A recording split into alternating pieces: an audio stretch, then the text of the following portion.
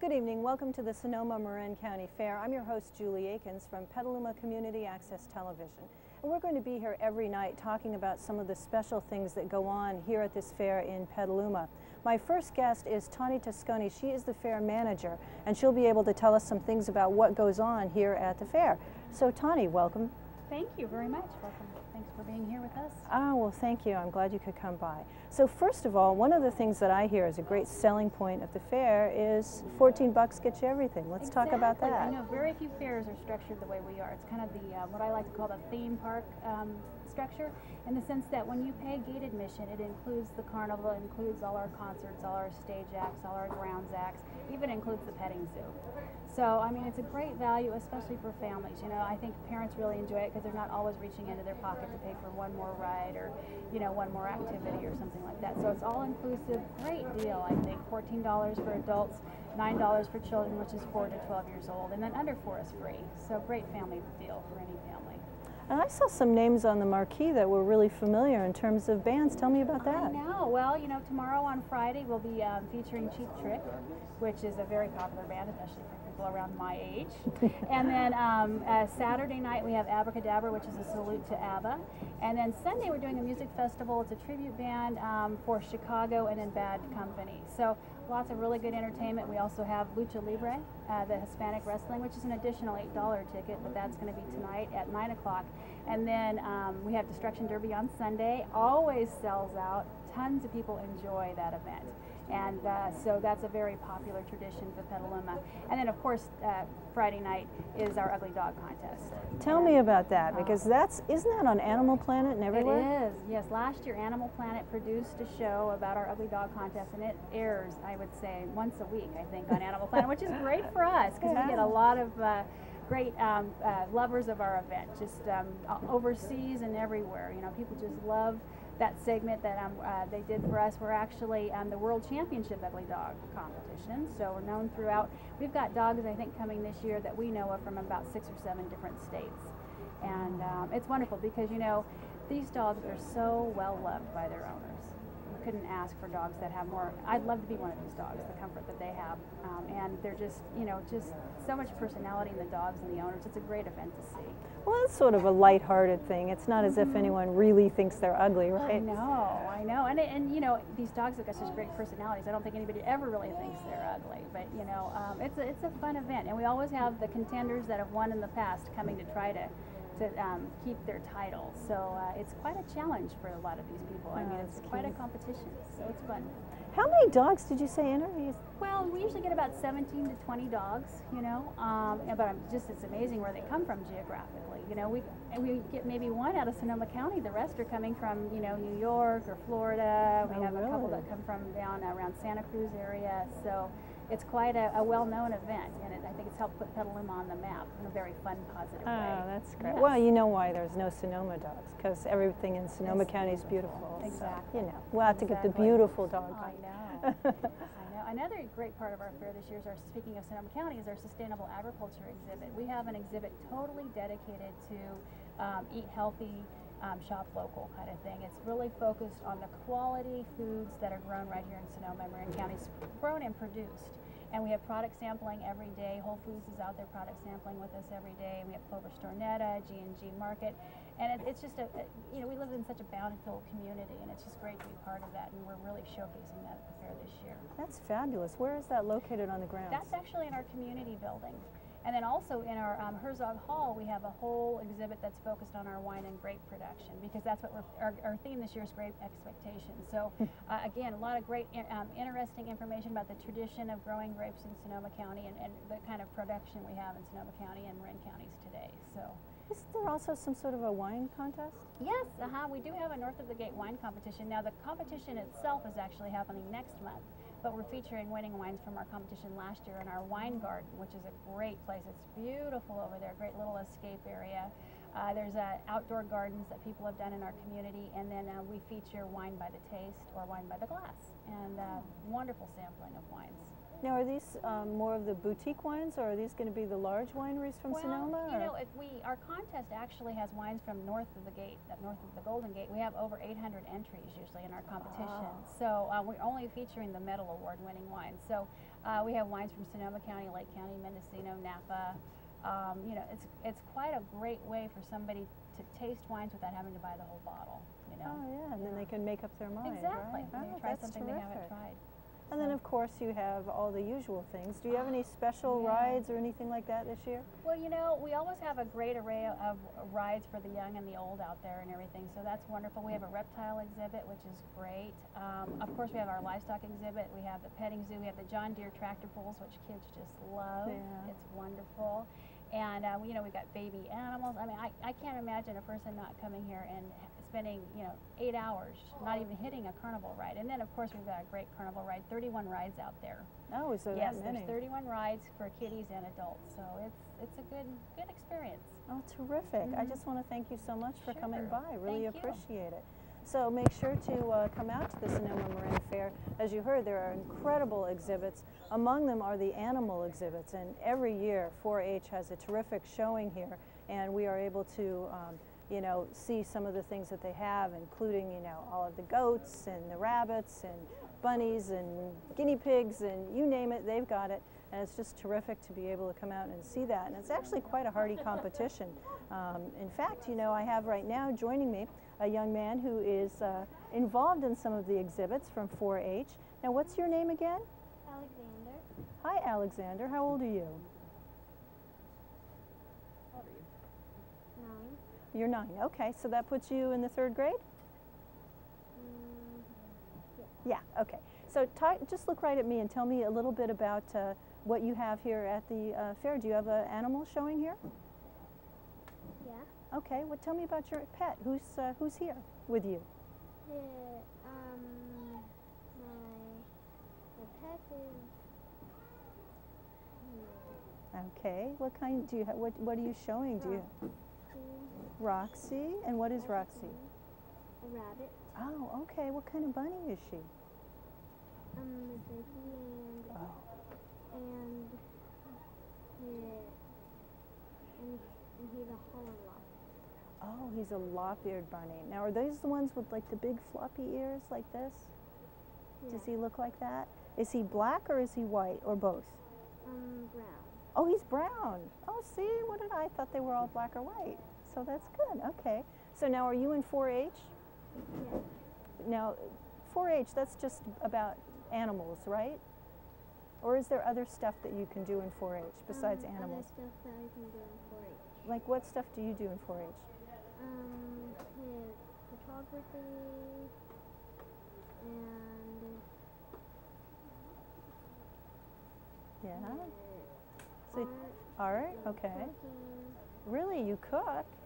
Oh, I'm getting kind of hungry. Could you make something up? Yeah, so you cook? What other stuff do you do?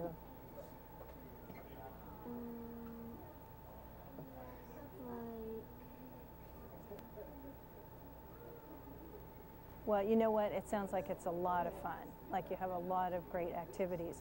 Now, has your bunny won any awards yet? No. Not yet? Oh, but maybe this year, you think? Yeah, okay. Well, great. Hey, do you think I could get your mom to step in here for a second and talk to me? Yeah. Hey, come on in. This is coming up, Alexander's mom, Hi. Cindy. Oh, we can't see you, Cindy. Let's have you scoot in a little bit. There's Mom. Oh. Here, let me just give you this microphone, Mom. And while I'm doing that, here, just hold that for me. Great. Okay. And your name, Cindy Holland? Yeah? Cindy Holland. Okay. So tell me a little bit about, you were talking to me earlier, Cindy was talking to me about 4-H and some of the great activities they have. Tell me a little bit more about 4-H, because I've always thought it was just about raising animals. A lot of people think that 4-H is just animals and the kids just come to the fair and that's the end of it. But 4-H has so much more to offer than just that. Nicholas, what are you wanted to do the archery next year? So Yeah. Archery and cooking and photography. We actually even had jewelry making this year, drawing, food preservation, community service is a big part of it, and the kids doing their public speaking and just getting out in front of people and feeling comfortable with that. But community service and citizenship is a huge big part of 4-H and being involved in all that. So it's just not the kids raising their animals and coming out and showing them and going home. It's just a huge community, which is really great. So you don't have to live on a farm, definitely, to be part of 4-H. Now, is this a second generation thing for you? Were you in 4-H too? I was not, so Oh. I'm learning with them. Oh, neat. But at Easter time, what did you guys do? Do you remember where we took your bunnies at Easter? Yeah, we took them at the Easter hunts. Oh, okay. To help the little kids who don't get to see a lot of animals. Oh. You know, so that was part of their community service. Oh, that's really nice. That they all did, or help out at the Halloween carnivals and stuff like that. So for people who are watching this and may want to get involved in 4-H, is it pretty easy? I mean, can they like find it in the phone book, or what They do you can do? find it in the phone book. It's also online as far as the main office out on Airport Boulevard, and they can give you information on the different clubs that there are. I'm not sure how many they are in this county. I know in Sebastopol alone we have 4 Oh, wow. different clubs, and if you have an interest in something, you can create a project out of it. I know we're doing camping and fishing next year, and countywide they even did a first aid CPR this last year and that teaching right? the kids that kind of stuff. So it's a great, and it gets them out, gets them active, and it's just the cost of the project really to get involved in 4-H and what these kids do. Oh, so it's not expensive? There's not a membership fee or anything like that? There is a membership fee. It's $10. Oh, is that right? It's Wow. $10. That covers, I believe, some insurance. I don't know that for a fact, but I think that's what it covers. So it's $10 along with your project expenses, but nothing outrageous like some other sports Yeah. nowadays. Okay. And then as they go along, do they progress into more difficult activities, or how does this work? They go at their own pace, and they learn at different levels.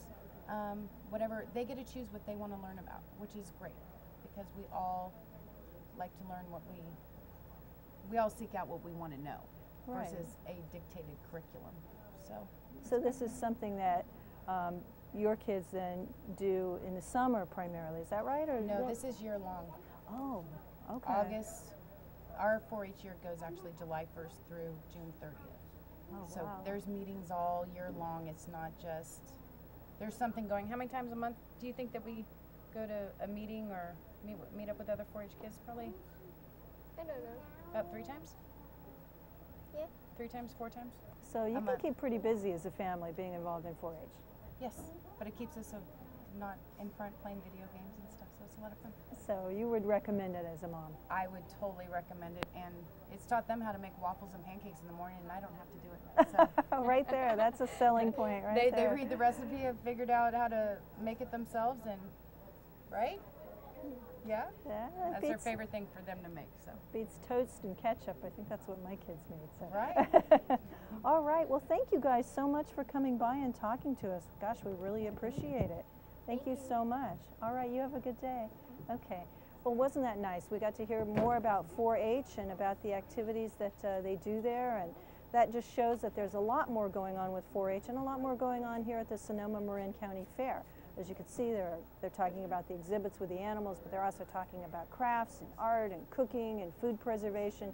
And Tawny was talking to us about some of the things that they have in terms of sustainable agriculture and the exhibits there. And so that's just fantastic, all the stuff you can see.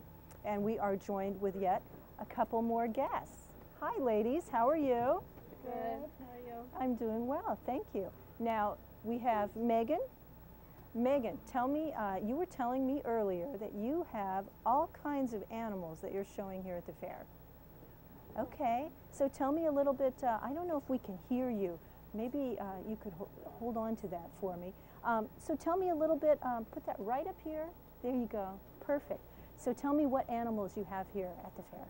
I have a guinea pig and 3 chickens. Now tell me about your chickens first. Well, my chickens are, 2 of them are Wyandottes, and 1 of them is a Old English, and they're all bantams, which means they're a small kind of chicken, Okay. and they're and their colors, the colors of the Wyandottes are brown, black, and white. And then the colors of the Old English are all shades of browns and a little bit of gray on her belly. So, You know a lot about chickens. How did you learn so much?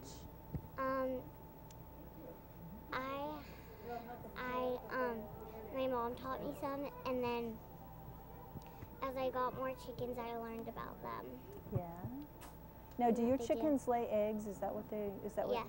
And do you eat the eggs? Yes. Are they good? Yeah. But my chicken hasn't been laying eggs because one of the chickens is having babies in the nesting box. Oh, really? So you're gonna have little babies? Yeah. Are you kind of excited? Mhm. How long does it take for chickens to have babies? Do they do it pretty fast? 3 weeks. 3 weeks. Wow.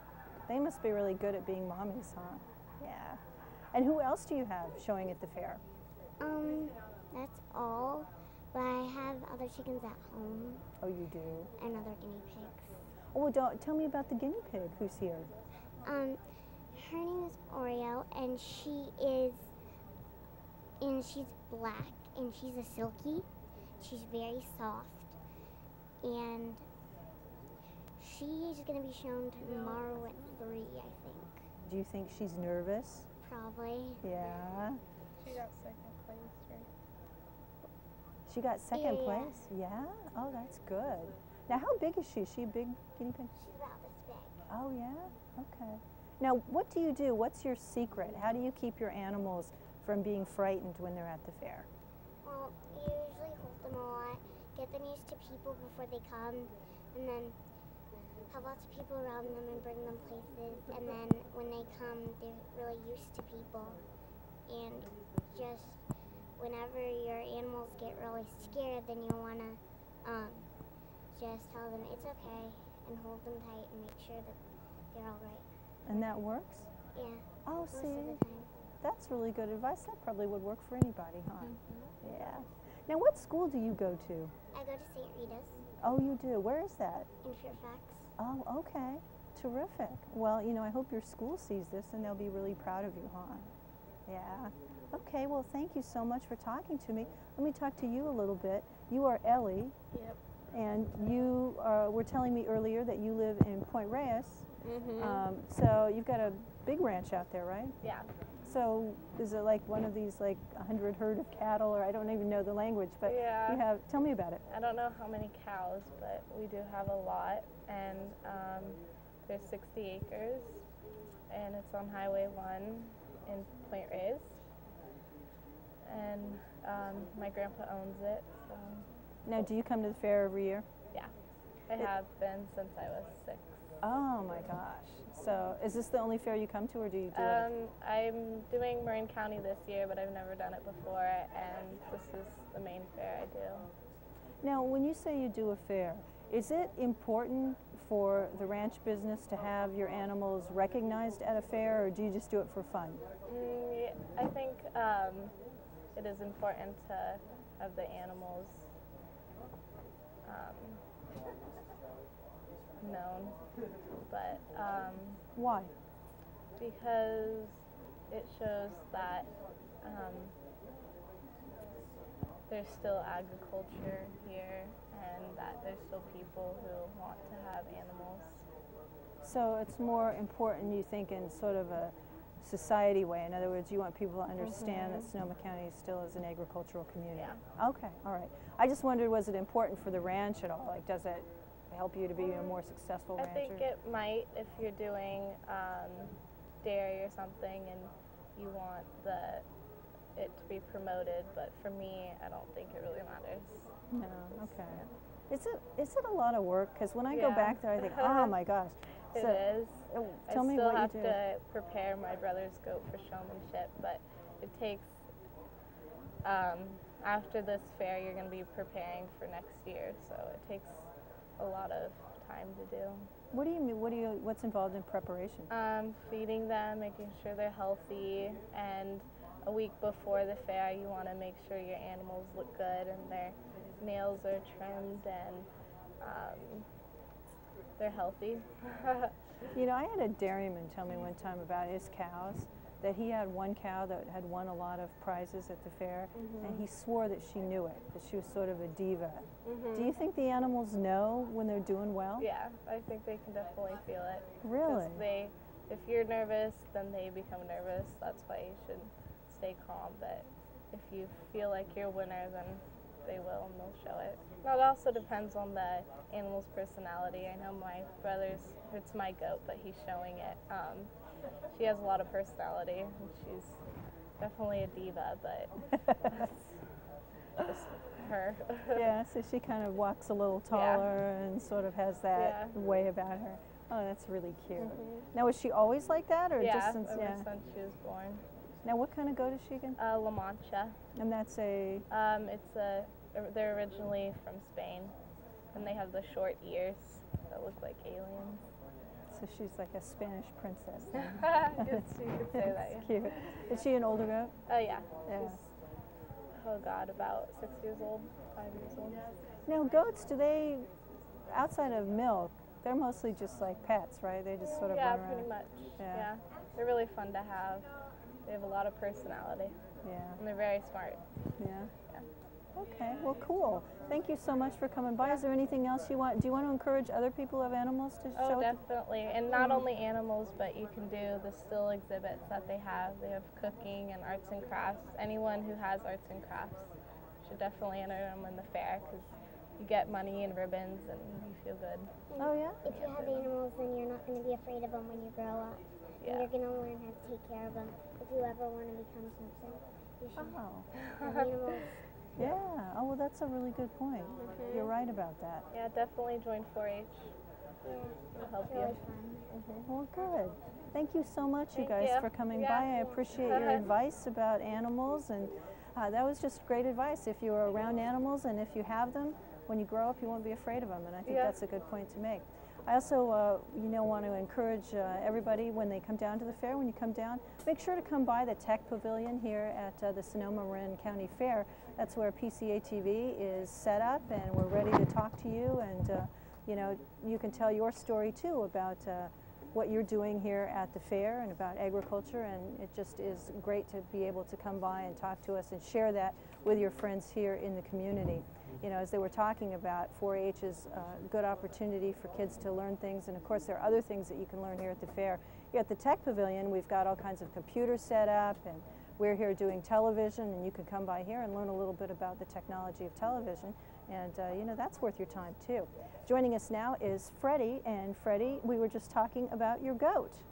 Yeah, it's a La Mancha, and it comes from France and a lot of other places, but we have 3 of them, and they're all girls, and we might start the dairy of the goats and make cheese and everything.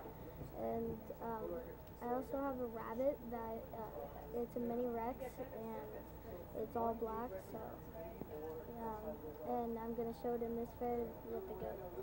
And the goats have their ears cut off. Yeah. So is that your sister was saying it can be kind of difficult getting everything ready, and do you have to get up really early and get in here and get the animals taken care of? Yeah, it is really hard because you have to be aggressive and don't be afraid to pull it and shove it in. It's really hard shaving it because you have to hold it down and then go. And clipping its toenails is really hard because it doesn't like it. No. Yeah, but we have the best goat that I think will give me a really good prize. Yeah, you do. And what do you do when you get a prize? You're just proud of that? We get really proud, but if we get best of show, that's really good. And I'd be really happy to win a trophy. Okay. For my rabbits, I went to another fair and I got best of show for that. And I was really proud because it comes with a plaque. Oh, neat. Yeah. So you're really pretty much a serious rancher then, aren't you? Yeah, I really look up to my sister because I look on her wall and I see tons of trophies and dog trophies and everything. So yeah. it's really big. Yeah. So you want to be like that? Yeah. I bet you're really good in school, huh? Yeah, I'm an average of A and B. Yeah. Which is 3 and 4. So, yeah. And I'm moving to the 4th grade. And my teacher said that I was one of the smartest kids in the class. Do you think that maybe part of the reason for that is because you're so motivated in the stuff you do in terms of ranching and 4-H? Yeah, because you have to learn how much milk and how much stuff it uses and how much it weighs, and you have to subtract. And in life, I've been planting gardens, and I have to know how many flowers and seeds there are and take away. And, yeah, and they have a special group called GATE. It stands for different letters, but I forgot because I haven't been in it often. Yeah. So, yeah. So you plant as well.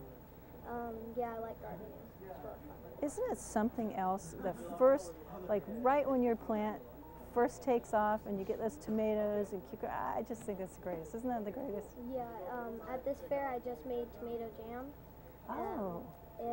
My mom heard of it, and she made it, and she tasted it a couple of years ago. So she gave me the recipe, and I started making it. Oh, wow. So, wow, you're very inventive, aren't you? I got a 2nd place on it, but it's still all right. That's It good. was my first year doing it, so. Yeah, you're very competitive, but I think you've probably got a lot to recommend you. I just like to have fun with them. Don't be mean. Yeah, don't be mean. I don't like to be mean. Yeah, what do you mean by that? Like, I mean, I don't like seeing people mean. When they are, I kind of like to stand up and do something about it. That's really important that you said that. I hope everybody heard that, because so you feel that way about the way you raise your animals too, then? Because I don't really like it when they buck, but I get that they're playing, but when I go in the pen to try to feed them and everything, they start like jumping up, and it kind of scares me, so calm down. But you're not mean to them? No, I'm not. They're really peaceful and playful, but sometimes they can be loud. Well, thank you so much for sharing your wisdom and your stories with us. I really appreciate you coming by this evening. And I hope everyone has fun at the fair. Well, thank you. I hope they do too. Well, that was Freddie, and he was giving us some great advice. Have some fun here at the Sonoma-Marin County Fair. And he also said something else, don't be mean. I think that's important. Thank you for joining us, and we'll see you tomorrow at 5.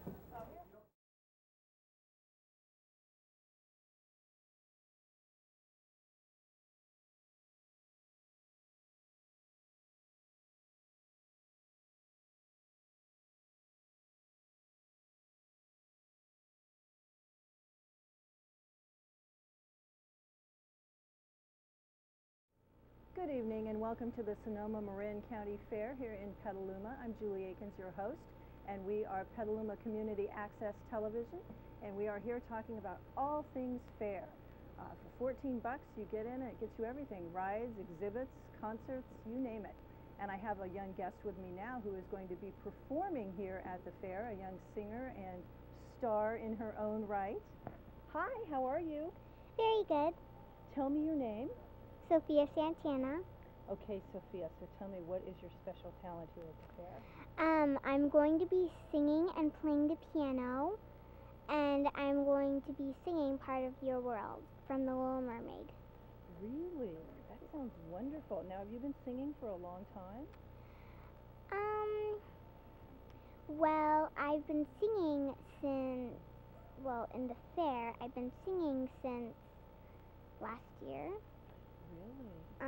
And now I'm going to be playing the piano, and I have been playing the piano for 6 months. Is that right? Now, I asked you before if you'd be willing to sing just a little bit for us, and you said maybe if I asked really, really nice. So am I asking nice enough? I think. You think? Okay, will you sing just a little bit of it for us so we can hear how pretty you sound? Okay. Okay. Look at this stuff, isn't it neat? Wouldn't you think my collection's complete? Wouldn't you think I'm the girl who has everything? Look at this trove, treasures untold. How many wonders can one cavern hold?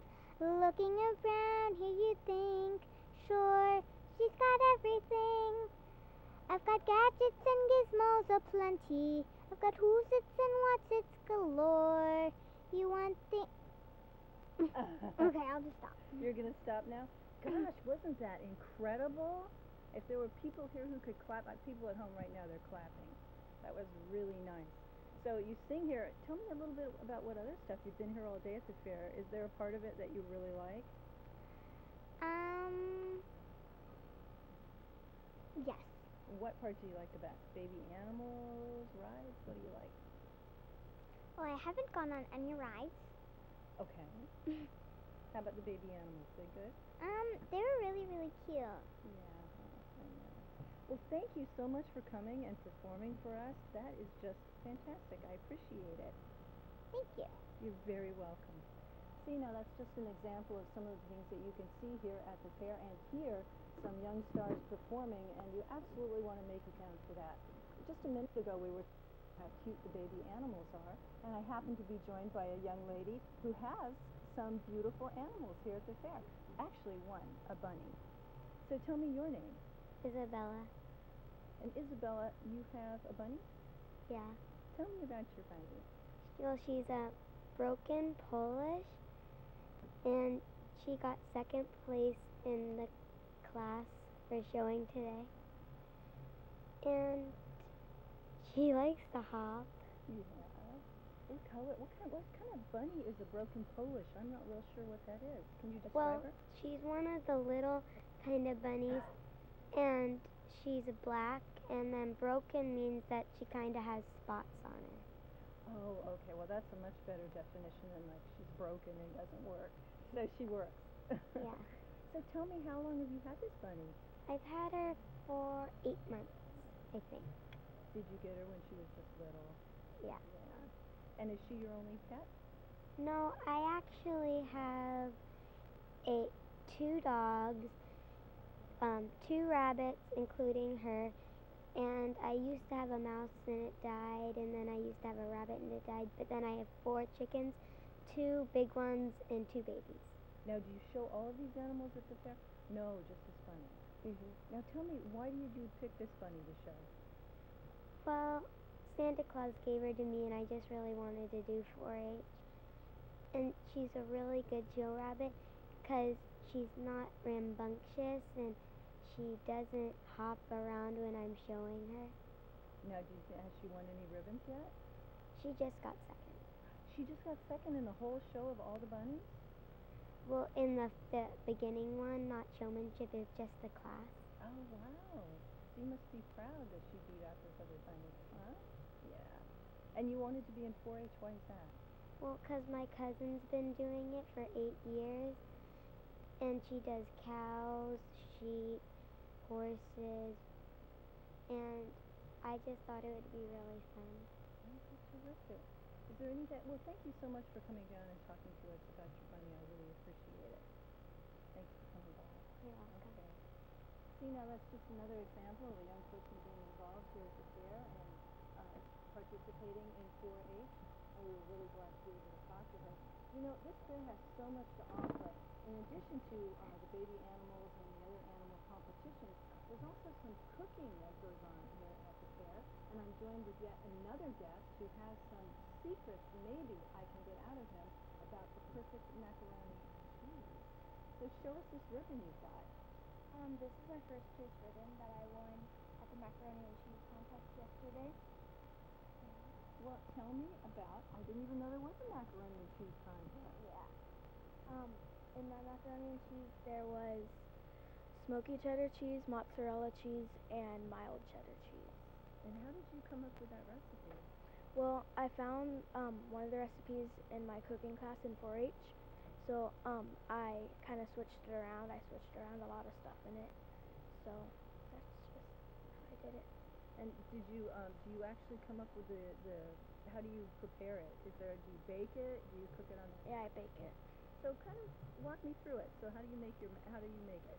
First, I cook the noodles, and then I put together all the other stuff, and then I mix it all together, and then I just bake it in the oven. And how long do you bake it? For about 25 minutes.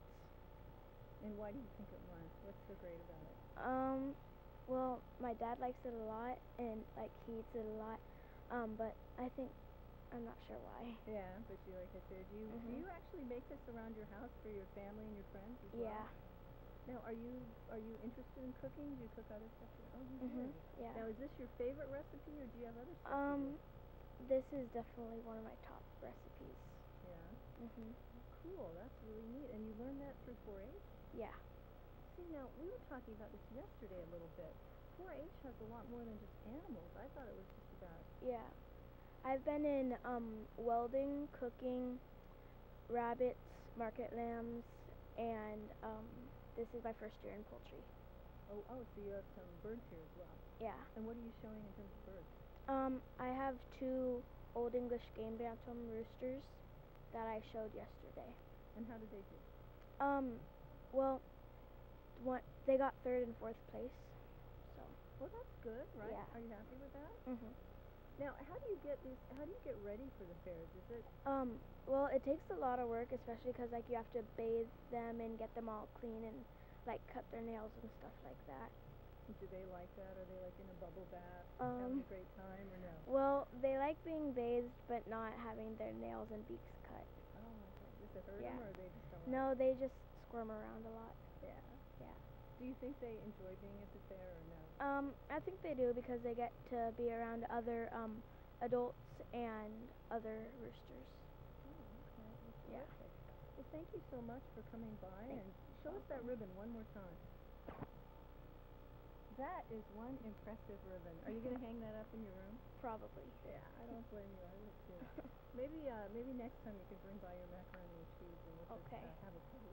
All Okay. right. Thank you for coming. I Thank really you. appreciate it. Well, once again, another example of a young person doing great work here at the Sonoma-Marin Fair.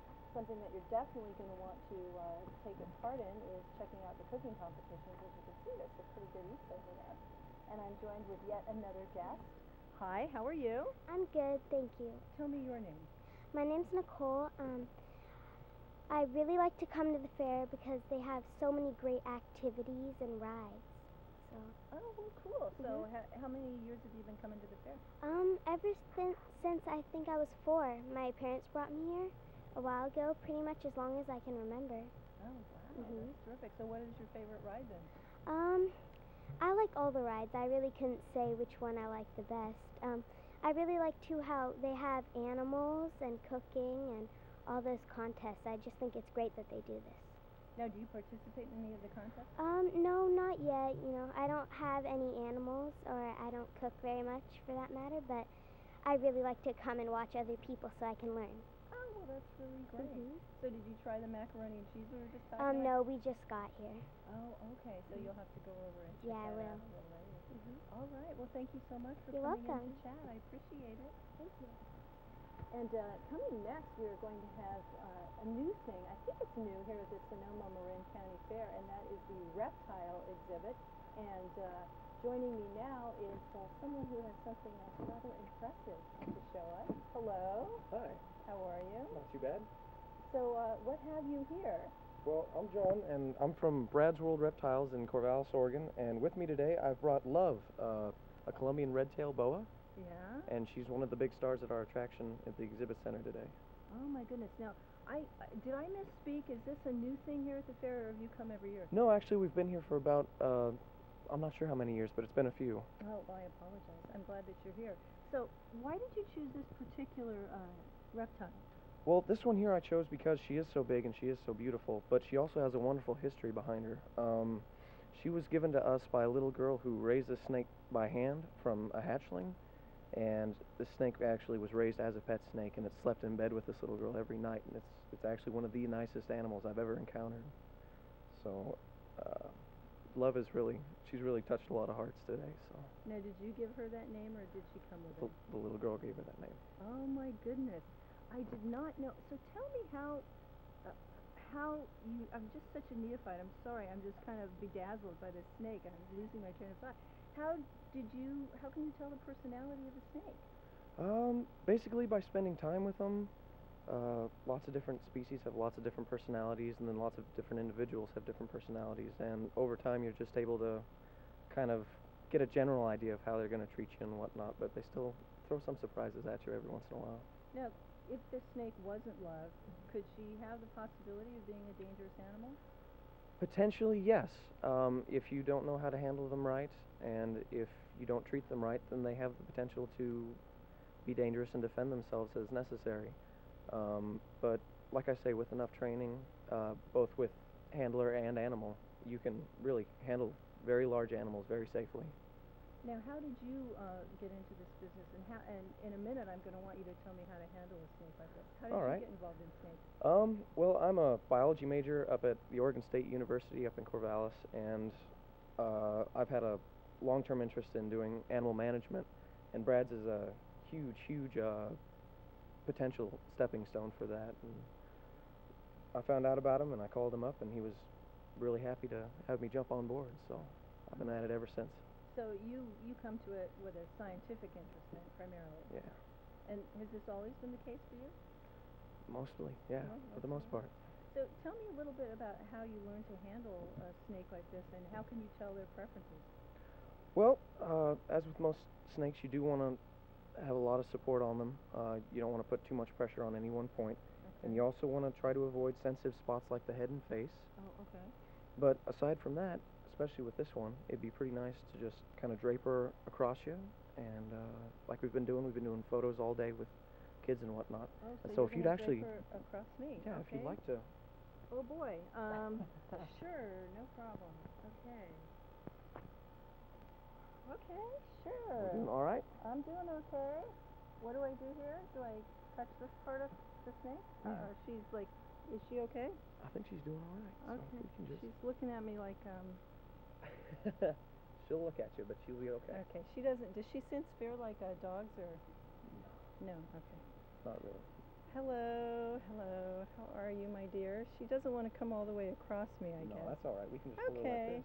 Gosh, she's beautiful. Can we get a shot of her face, Zach? There you go. Oh yeah. No, we got it. That's good. Look at that face. My goodness. And how long do these snakes live? They can live up to 25 or 30 years. Is that right? Yeah, and this one's about a third of the way through her life. She's about 8 or 9 years old. So now, where is she from originally? Originally, she was probably came through the pet trade, but this species comes through Central and South America, and Well, what is her diet? she eats rats and small rabbits. Oh, okay. But not that often, right? You don't have to feed her too often? Right, once a week, every other week, something along those lines. Oh my goodness, well look at that. She's amazing. I want you to know I'm not really afraid of snakes, but when you have an animal this big Oh, yeah. on you, it's sort of like really, I mean... It brings it all first into perspective. It really does, yeah. I mean, plus she's very, okay, well I'll let her, here, we'll help her around here. I don't want to make her nervous. But Probably she, a little camera shy. well, I don't blame her. But, yeah, she's also not very heavy, is she? No, she probably weighs close to 15 or 20 pounds. Wow. And her skin is, it looks really scaly, like it would be rough, but it doesn't feel that way, does it? No, it's very smooth. I've had a lot of kids today describe it as being leathery and rubbery, and most people are real pleased with the experience. So. Okay, well, she looks like she's getting a little stressed. So I'm going to go ahead and let you go, but I thank you so much for coming by Oh, and yeah, no bringing problem. Love with you. Yeah. Well, hello, Love. And nice Love says to goodbye see you. too. Goodbye, Love. Well, so you saw it. That was Love, one of the reptiles in the reptile exhibit. Just an amazing animal. You know, you could talk about these things, but until you actually get the perspective of feeling an animal like this around you, it's just really a great opportunity. So if you come to the Sonoma-Marin Fair, make sure to drop by the reptile exhibit and take a gander at that, maybe even touch one of the snakes. I am joined now by another young man, and you have a really interesting looking animal with you. Tell me about this snake. She is a albino Burmese python. She is from Asia and the rainforest. She is 6 to 7 feet right now, and she's 10 to 15 pounds. And you said she's from the rainforest. Is this this coloring, is this typical, or is she? No, this is albino regular. She's like brown and black. Okay. Now, how often does this pigmentation happen? Is it like pretty common, or? It's kind of common in captivity, but in the wild, it's really rare to see one. I see. Okay. Now, what is this? Does the snake have a name? Her name is Good Girl. And I'm assuming from that that she behaves herself. What is the native habits of a snake like this? Do they just hang in trees, or what is their? Usually hang in trees or on the bottom of the ground looking for something to eat. But usually they'll just sleep in a pile of leaves so that they'll blend in. They don't really go that very fast. Okay. And is this snake? Do you think that she is comfortable? Is Good Girl comfortable around people? Yes, she is. Has she been around people her whole life? Yes, she has. She has for the most part. Okay. And tell me a little bit about how you handle her as opposed to Love. Well, I let her do whatever she wants. If she wants to go like what she is now, I let her do it. If she wants to go on my shirt, I let her do it. So like anywhere she wants to go, I just let her do what she wants to do. Now, do you find this type of snake, is it a shy animal? Is that fair to say, or are they comfortable in the company of other species? It's comfortable around other people. It likes to be around but sometimes she has trouble with the other ones back at Brad's up in Corvallis, Oregon. Oh, and when you say trouble, what do you mean, like other snakes maybe? Yeah, other snakes kind of pick on her. Oh, that's kind of sad. Why do you suppose that is? Maybe because she's smaller. Oh, I see. Now, is her size typical for her type of animal, or is she smaller? She's gonna get bigger, but for right now, she's pretty good size. And how old is did you tell me how old she is? She's about 6 or 7. And what's her life expectancy? 25 to 30 years. Okay, so she's a fairly young snake then. And when you transport and come all the way down here, what is your feeling about that? I'm actually a local volunteer here. Okay, so you're here from Petaluma, and you come every year to work with the reptiles? Yes, I do. And why do you do that? Tell me what your passion is about these animals. I think they're very interesting. They love to be handled. They need to be more not misunderstood. They need to be more like common so that other people don't think they're scaly or disgusting. They should just feel like they're nice, and they might even want one themselves. Now, do you feel that, and this, if I'm putting you on the spot, forgive me, but do you feel that in some way people do not necessarily appreciate snakes' role in terms of the greater ecosystem? Do you think that because they're put off by them? Are you concerned about that? Not really, because in some places they keep them as pets. They feel threatened, but they just keep them as pets for like around the campsites or whatever. Do you think that's okay to have a snake as a pet? Yeah. Do you think they mind that, or no, not at all? Okay. So do you have snakes yourself at home? I have a albino corn snake. Oh wow. Okay. And how big is that? 3 feet. Okay. So you're pretty familiar with snakes and how they work and everything. Well, thank you so much for coming by and talking to us about this particular albino snake. You're welcome. And I would encourage everybody to go by the reptile exhibit and take a look at some of the things that you see there, and you can certainly learn a lot about another species, and that is a great advantage to do that, because obviously anything you can learn is worthwhile, and the Sonoma-Marin Fair is here to teach you. I have yet another guest. Hi. Hi, how are you? I'm doing great. How are you? Good. So tell me what you've got in your hand. Well, basically what I have is a Lego built robot. It's built out of an advanced type of Legos, as you can see here, and it has a little computer on it. We use a Game Boy, so it can process the information. And the cool thing about these robots is that they're totally autonomous, and there's no remote control or anything like that. And so basically the robots have to think by themselves and act on their own, so there can be no human contact. Well, so tell me, did you build this yourself? Actually, my friend built this. We're called the Chops Robotics team, and so we have students who compete in a competition every year.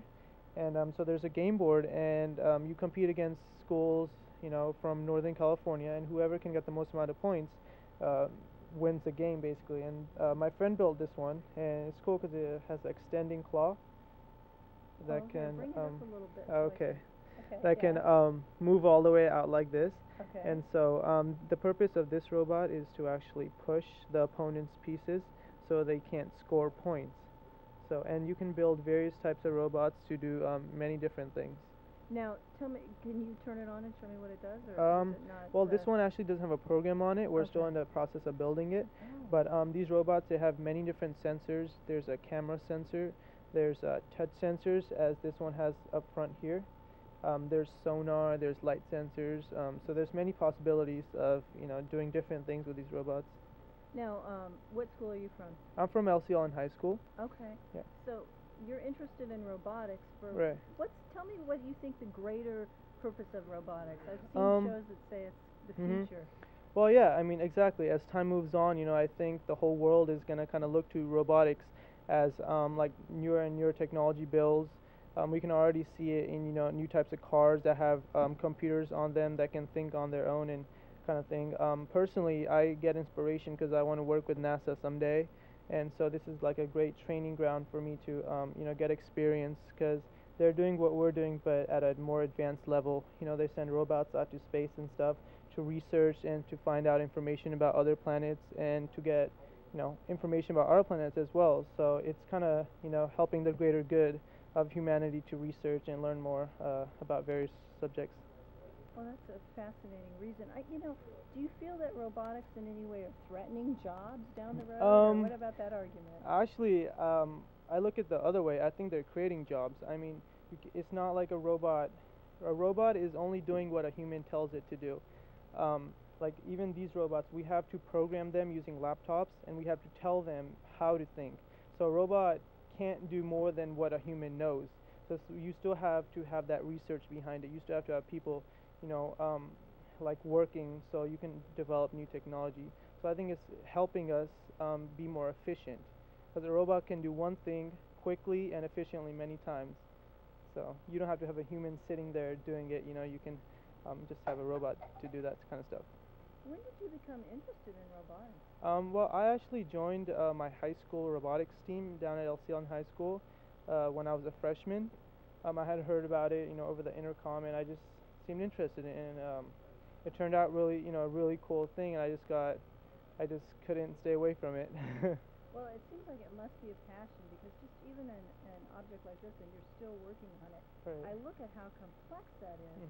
How long does it take you to put a program together and create Oh man. something? Well, we have different tasks for each student. Like personally, I'm a programmer. So as I said, my friend built this. It probably took him, I would say, upwards of 20 hours to build something like this. As I said before, these are advanced Legos, so that you join them in very different and creative ways. So and then the programming probably takes half of that time. So building it is actually a harder part, and you've always got to have that communication between the programmer and the builder. They've got to talk about what the purpose of the robot is and how they're going to accomplish their task. So if someone wanted to learn more about robotics and what you do and see these kinds of projects being completed, they could come down and talk to you? Oh, of course. I mean, we're here at the fair. There will be other robotics teams as well, throughout Sunday, and then they can give you guys information about how to join. And personally, I encourage all parents to, and all students as well, to, get into robotics and just technology overall, because it is going to be our future. So they should definitely look into this subject. Well, give me your name, if you will. I'm Param Singh. Okay, well, I want to remember that, so that Oh, when okay. I'm watching the Discovery Channel and you're being interviewed, I could say, hey, I talked to you way back when. Well, thank you. That was really nice of you to say. Oh, well, thank you so much. You're Okay. a very bright young man. I appreciate you coming by and sharing with me. Thank you. Again, another example of why the Sonoma-Marin Fair is really the place to be. It's open through Sunday, and we are looking forward to you coming down and seeing some of the exhibits, the animals. There's also, I didn't even get into the wine garden yet. Maybe we can talk about that tomorrow. I went by there yesterday. Fantastic. So thank you so much for watching our show. I'm Julie Akins on Petaluma Community Access Television, and we'll see you tomorrow.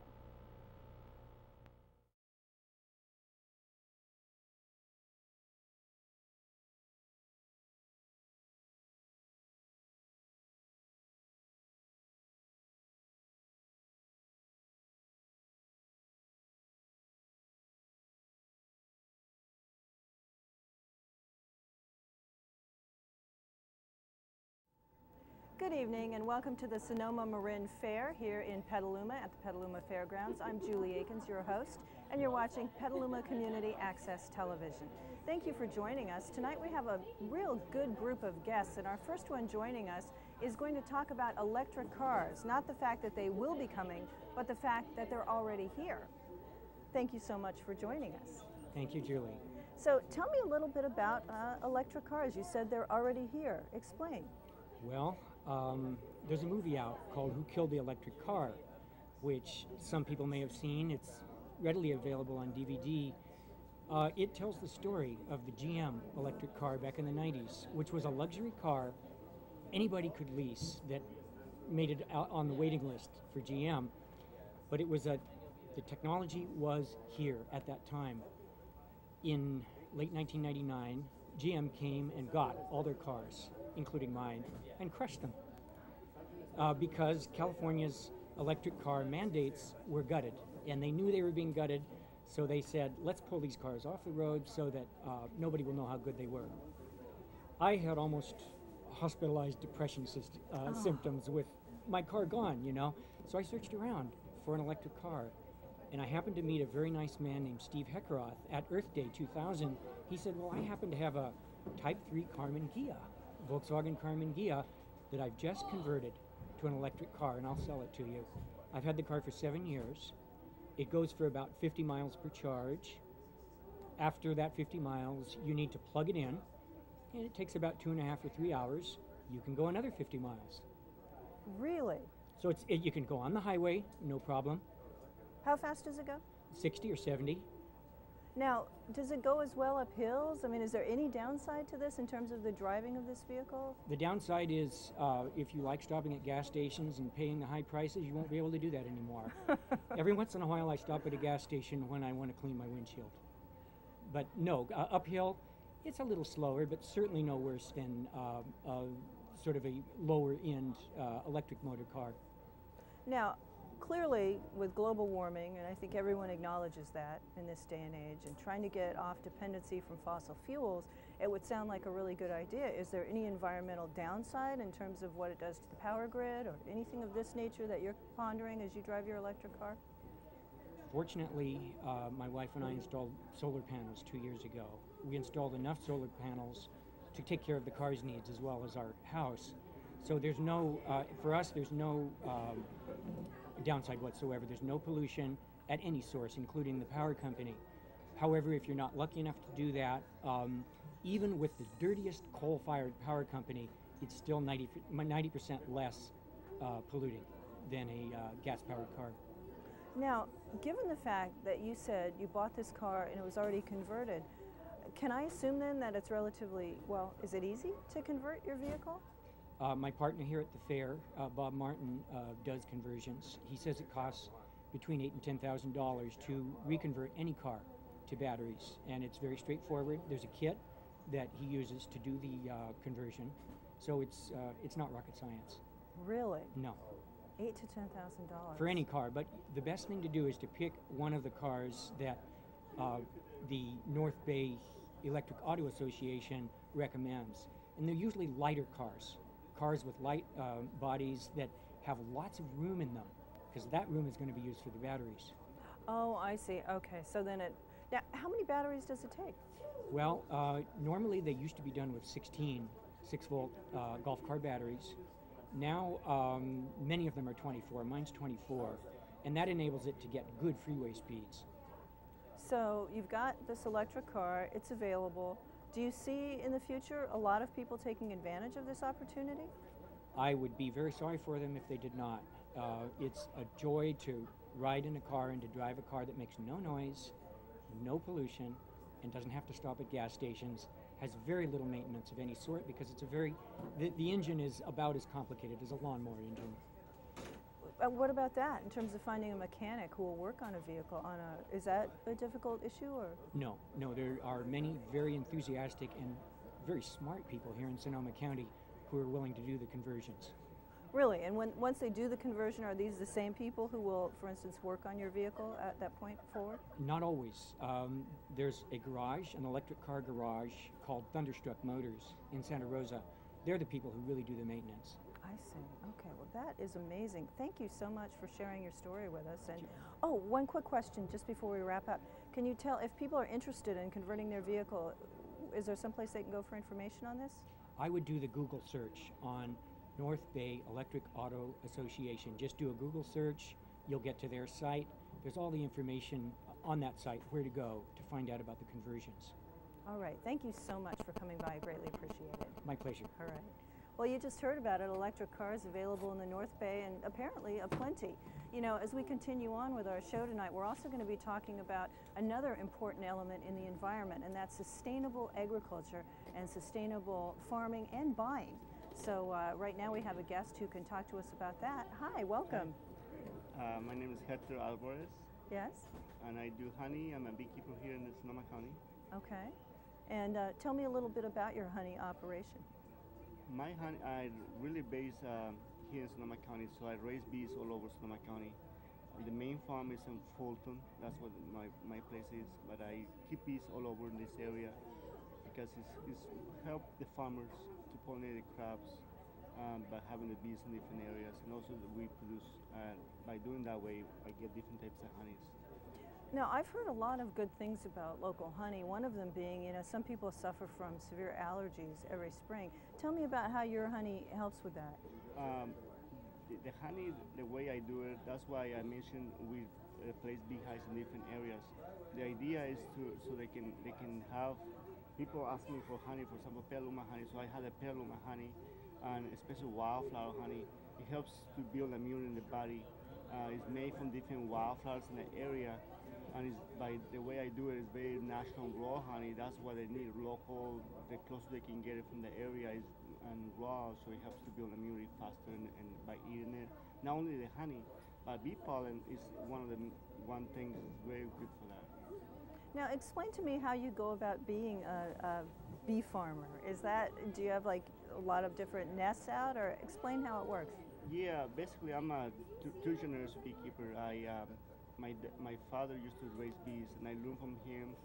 And we just basic beehives or have bees in different areas in Sonoma County. That's what you mean? Yeah. So when you have a hive, then these bees are in your area. They go out, they pollinate, and then they come back to your beekeeping operation. Is that how it works? Right. The bees that know where the home is, so they can go out. They fly 2-3 miles up in the area. They know where the hive is located, and they will come back every day. Oh, is it's that amazing, right? Yeah. Oh, okay. Now, has this been the case? Have you had the hives in the same place for years and years, or do you change locations? I move the hives, and I change locations all the time, and I move the hives different all the time. And during the year, I probably move like 3 to 4 times, just in different areas for the different types of honeys.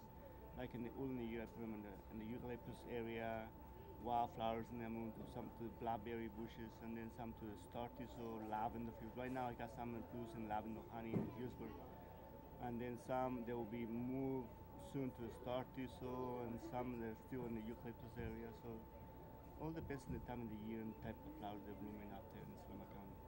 Now, explain to me how it is what's the difference, for instance, if you want to shop between raw honey and processed honey, for those of us who don't know?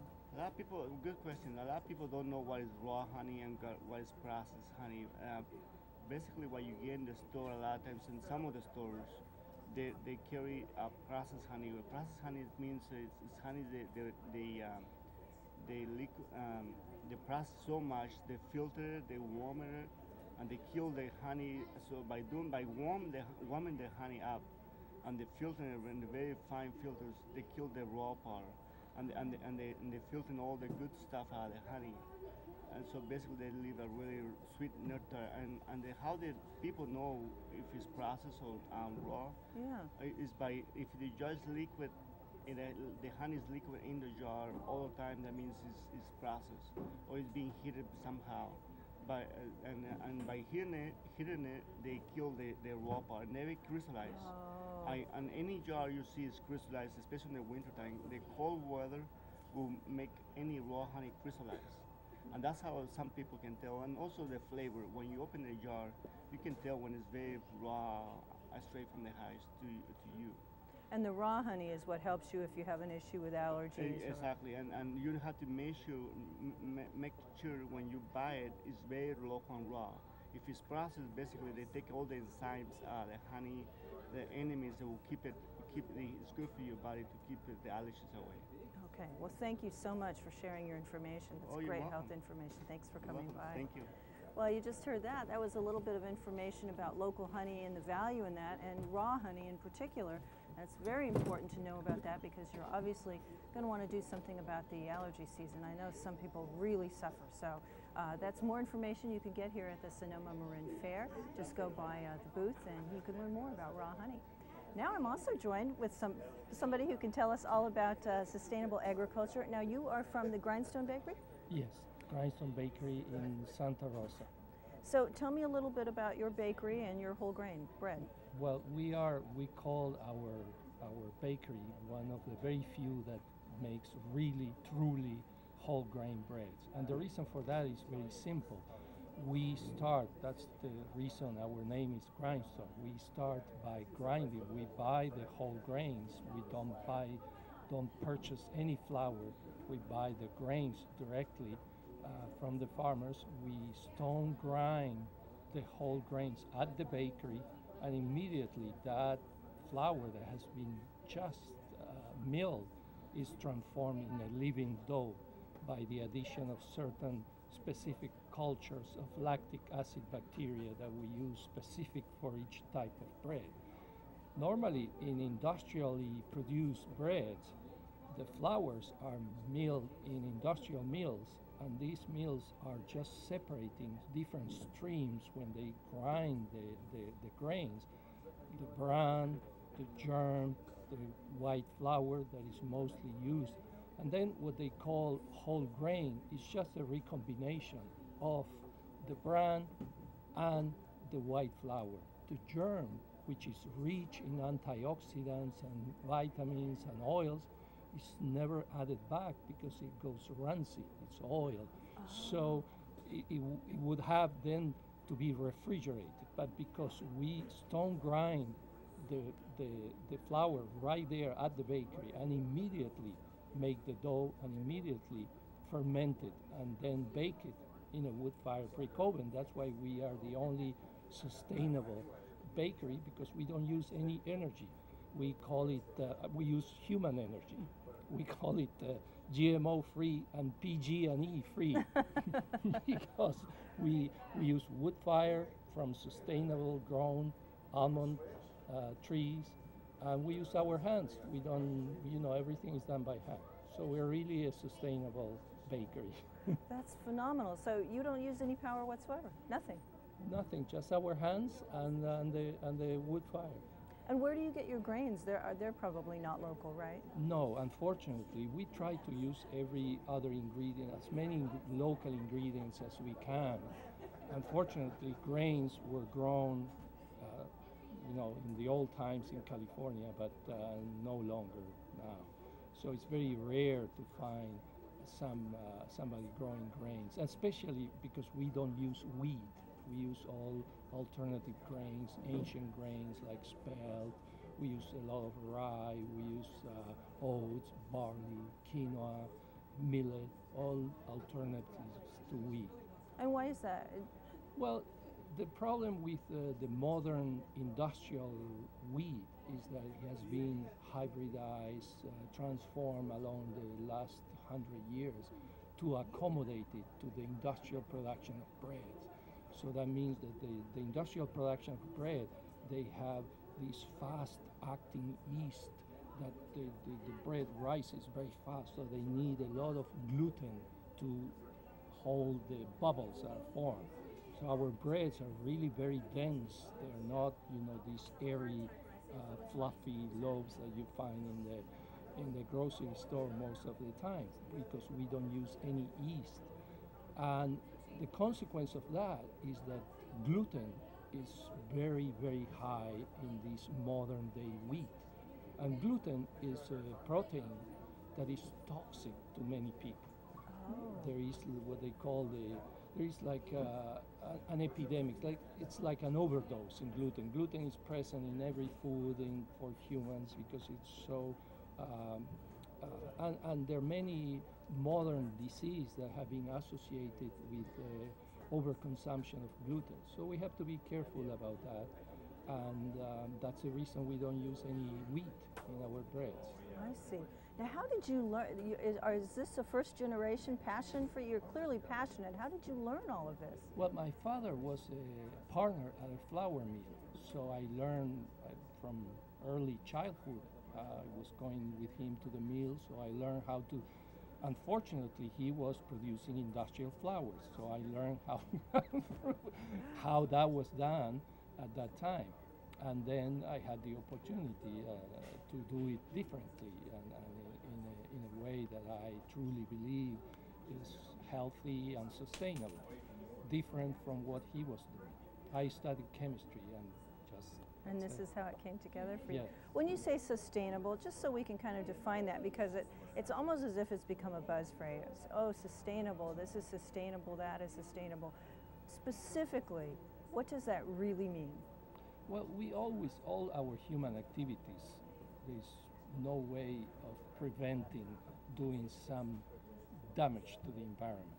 But we can really minimize that damage because if we grow in what we call a sustainable agriculture, that means being replenishing and don't using any chemicals, and means giving back to the soil some of the things we're taking. I see. Okay, so it's sustainable because it sustains itself. You take and you give back, and that circle creates. Yeah, and also because we are not using resources that are limited. Our industrial agriculture system is based on using a lot of oil. So we basically are eating oil. I see. Because of all the energy involved in the production of food today. Or the transportation. When we talk about sustainable means locally produced food, not food that comes, from New York or goes from California to New York. When you count the energy that is used in transporting that food to New York so they can have fresh strawberries that were hybridized and transformed so they can be transported, because natural strawberries cannot be really transported. So there's a lot of changes and a lot of energy that we are using, a lot of oil basically, to grow and transport our foods. All right. Thank you so much for explaining that. I greatly appreciate it. That was Mario from Grindstone Bakery in Santa Rosa. We're fortunate to have him describing sustainability, because that has become sort of a buzzword. And as he described it in a very basic way, it's eating what your neighbors grow, keeping your food supply local so that you can avoid the cost of transporting your food from one place to another across the nation and avoid using those fossil fuels. So that was one perspective that was really interesting to hear. And now I am joined yet again with another guest. So tell me about you. I'm Teresa Hendricks, and I'm with Cloverdale 4-H. Terrific. Thank you for coming by to talk to us today. So tell me what you have here at the fair. I have 4 rabbits and 1 guinea pig. Okay, so what kind of bunnies do you have?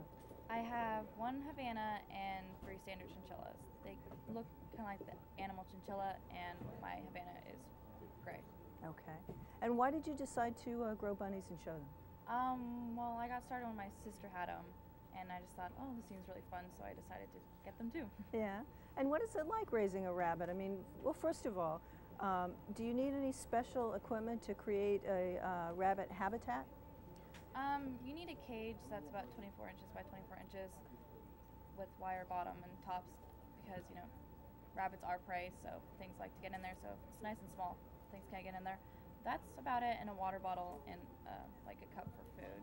That's usually about it. Now, do your rabbits stay outside in sort of a hutch environment, or are they in the house? They stay outside in a hutch. Okay. Because I have a lot of them. Oh, okay. So how many rabbits do you have in total? About 30 at my house. Oh, wow. Yeah. Okay. So you're definitely now. Are these rabbits all for show, or are they also meat at some point? Or? I'll have meat pens for the Sonoma County Fair, but most of them are just kind of set up in my backyard because I don't need them anymore. They're mostly breeders, but I have a few that are show rabbits. Okay, so you have breeders and show rabbits. Okay. And is it? Do they eat a lot of food? Not really. They usually get about 1 cup a day, but with the many rabbits I have to buy 50-pound sacks. Just to keep them in food, yeah. Now, are these pets at all? Do they ever come out of the pen and hang out with you? Yeah, or? they hang out with me all the time. You know, I'm pretty social with my rabbits, so they're pretty friendly. And I saw them to other kids in our 4-H club. Oh, okay. So now tell me a little bit about 4-H. We've been talking about this with other folks this week, and I've been surprised to learn that 4-H has so much to offer in terms of a rich variety of activities. Is the farming part of it and the showing, is that your primary activity, or do you do other things through 4-H? Primarily, I just stick with rabbits, but I have done cooking and cake decorating and sewing in the past. But mostly, I just stick with rabbits. Yeah. And what got you into it? I don't really remember. I've been in 4-H for like 10 years, so it's kind of hard to remember that far back. But I think my sister's friends were in it, so she started it, and I hung out with my sisters, so and I got into it too.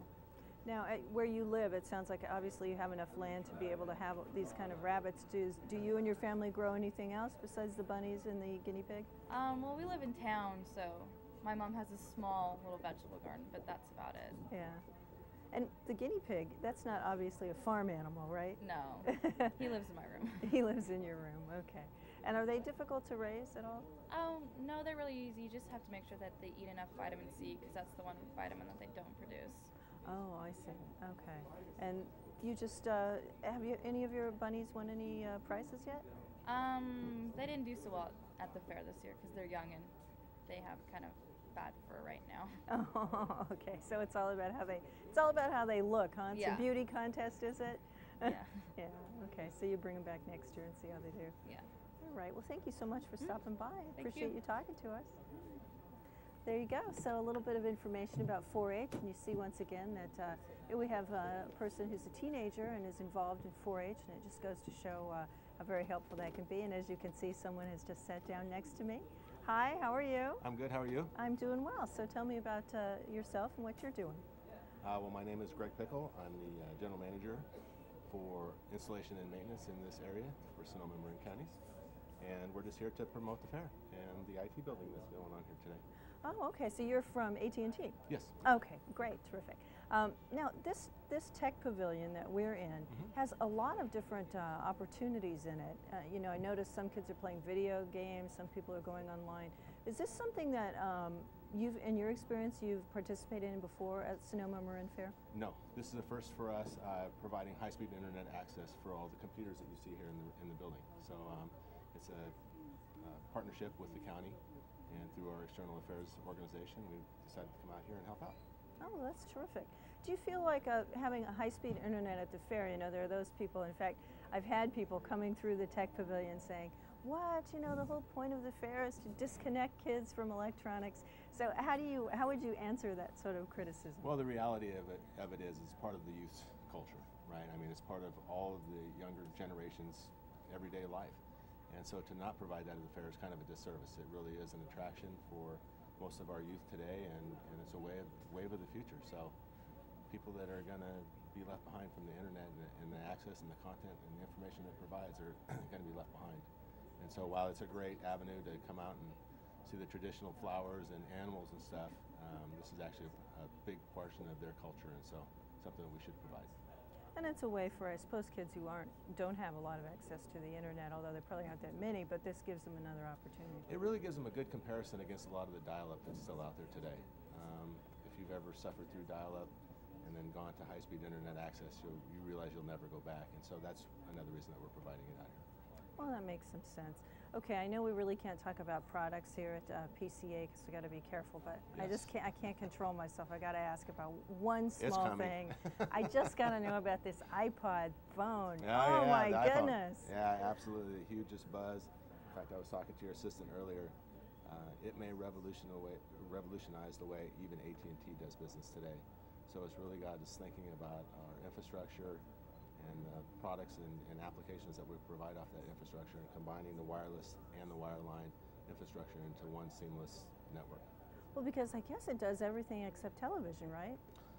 It will do some television as well. Will it really? Yeah.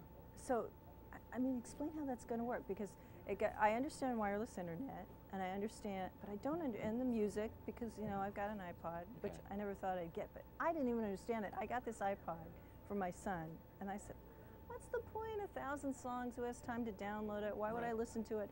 And then I put the little bud in my ear and went, okay, I get it immediately, right? So how does television work wirelessly? I don't.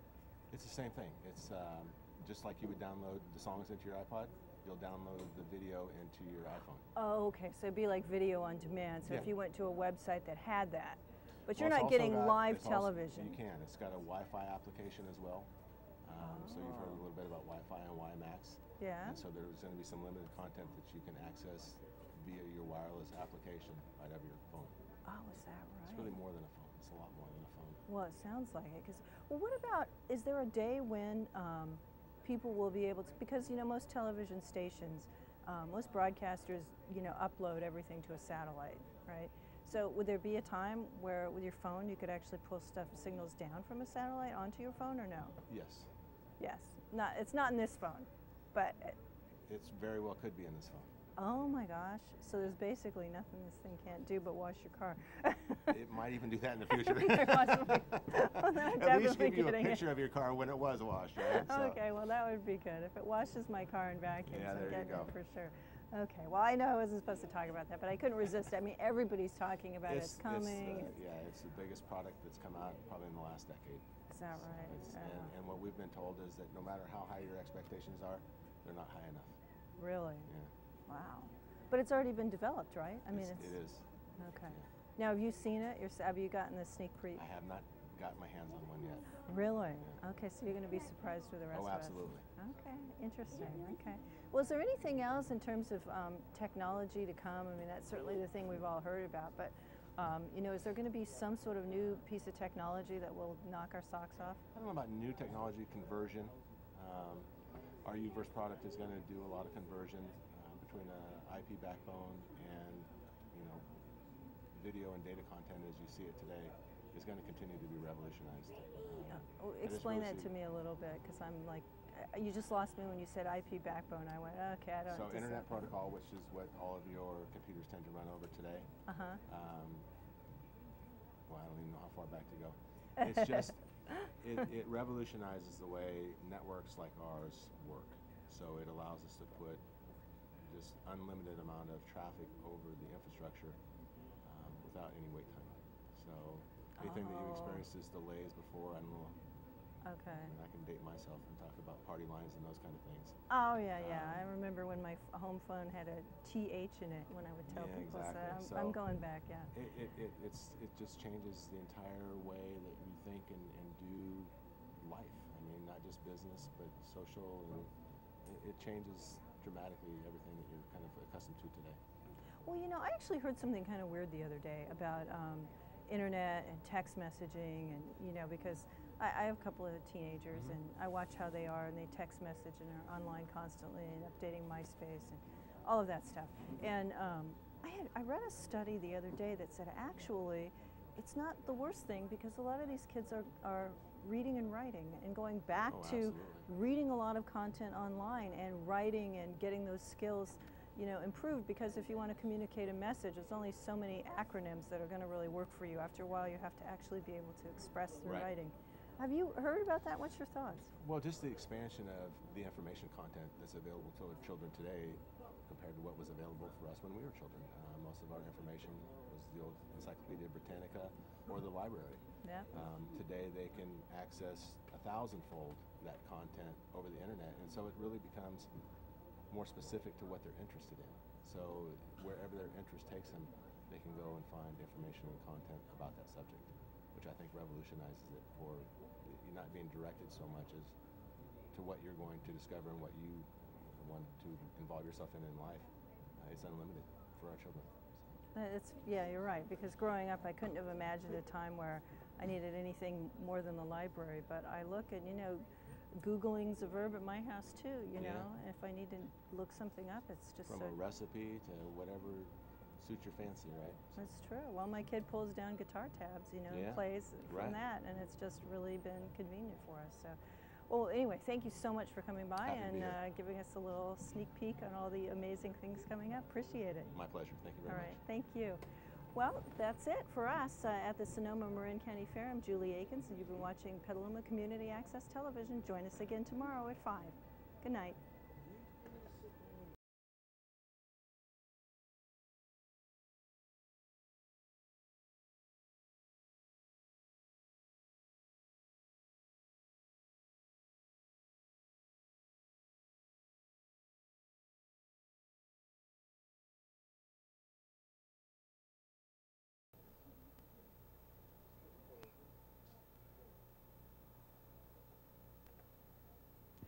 Good evening and welcome to the Fair News on Petaluma Community Access Television. My name is Julie Akins and I'm hosting the show tonight, and I am joined by some young ladies who are going to give us their complete lowdown on the rides here at the fair. They're going to give us a review.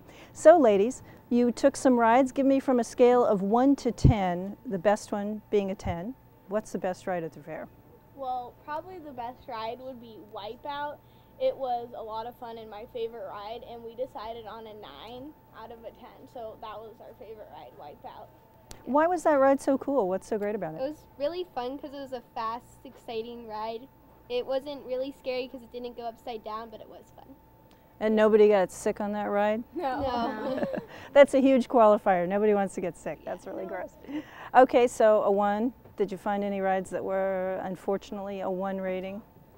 Yeah. Probably one of the fun houses. Nothing was moving in it. It seemed like it was all off, so you just walk up the stairs and then walk across like a plank sorta, and then walk downstairs, and that was about it. So it was probably about a 1 or a 2. I see. Okay. Now, what about, since you guys came to the fair as a group, as friends, right? Yeah. So what would you recommend for other people who come with their buddies to go to the fair? Is there any one ride that you think is just great for buddies? Well, the bumper cars are really fun because you can crash into your friends, and it's fun. We liked it a lot. We gave it an 8. Oh, an 8. Okay. So what other rides do you highly recommend then? You've got an 8 and a 9 in there, and then we've got the lowly fun house. What else did you guys really dig? We went on the Falling Star, and that was fun. I heard about that from my son last night. He said that was really neat, but it's a really long ride. Is that correct? Yeah. Yeah. Go up and down. That was about it, Yeah. We gave it a 7. 7. Okay, so now we're at 9, 8, 7. Nothing made a 10. What about, so now it's sort of downhill all the way from here. What would you say would be another ride that you might recommend to people watching the show? Well, the slides was a lot of fun. Also, if you like to race your friends, and it's good for practically all age, and we gave that one a 6. Oh, okay, all right. So were you rating, when you were going about your process of rating these rides, were you doing it primarily for people in your age group and older, or did you also have in mind the littler kids?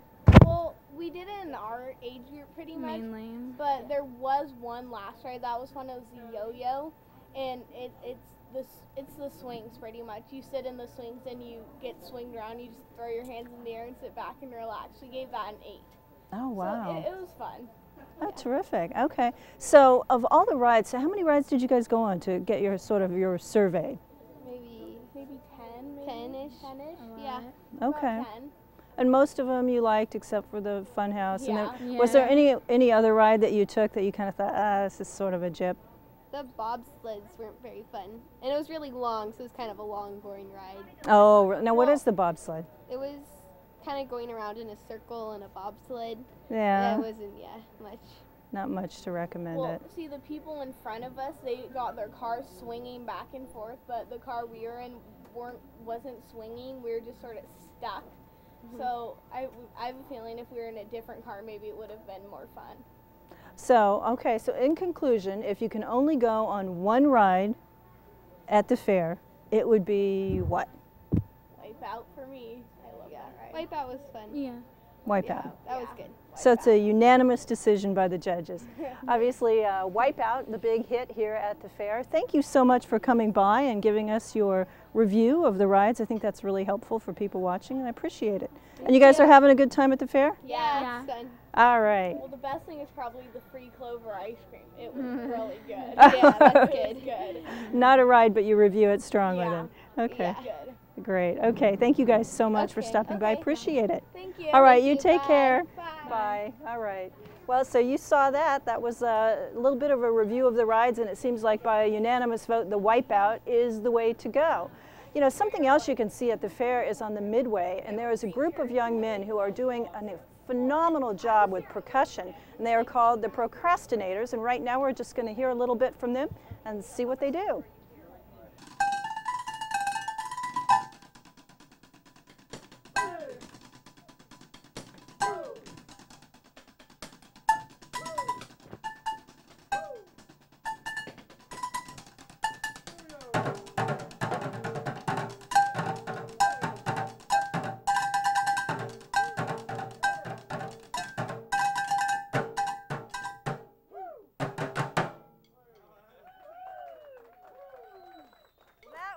Fantastic. So tell me a little bit about you guys. You are the procrastinators from? We're from Southern California. Me personally, I'm from San Diego. From Hollywood. From where? Hollywood. Hollywood and? Orange. In Orange County. Okay. So you guys came up to the fair to tell me how you came up with this construction of instruments here. This complete boredom, basically, is how this came to be. Actually, 3 guys from the San Diego State drum line drummed there together, and they entered a talent show, and they just came up with this contraption. And it's about 8 years strong now, and so the rest is history. And how did you guys get into it yourselves? Were you with the drum line as well, or? No, as the group grew and grew, more and more drummers were needed. And this is actually one team, and there's actually several teams that tour all over the country at the county fairs, state fairs, and the festival circuit. Oh, wow, okay. Yeah, it's a lot of fun. And so is there anything else that you bring to your repertoire? I mean, is this the smaller show that you do, or is this pretty much the whole? We do stage shows, but this is the main part of the group, and we all got our skills through marching band and drum corps too. So to all those band geeks out there, it can pay off in the end. Well, I see the way you guys fly around with these drumsticks. I was thinking about the Benihana chefs, you know, the way they fly their stuff in the air. It's amazing. How long did it take you to acquire this kind of skill? Basically, you just gain the skills through marching band, so 4 or 5 years. And that's it. It only takes for a drummer who goes through marching band, only takes a couple of days to learn the show. Really? Yeah. Wow. And now, is this your full-time gig, or you guys do other stuff? I'm actually a school teacher, and I do this in the summertime. Oh, wow. On my off time. And is that the same for you as well? Yeah, I also teach marching percussion at high schools in Southern California. Oh, wow. And how about you? I just work retail. Yeah. I just do this part-time. So. Oh, well, cool. Well, we're very fortunate to have you here at the fair. Now, if somebody wants to see you, they can, is it Wilson? Yeah, you can contact Andrea Aguilar at Wilson Events, and you can find us at wilsonevents.com. Okay, well, thank you so much. I really appreciate you doing the show for us. You want to see one more? Sure, show us one more. All right, this one's called New Stuff.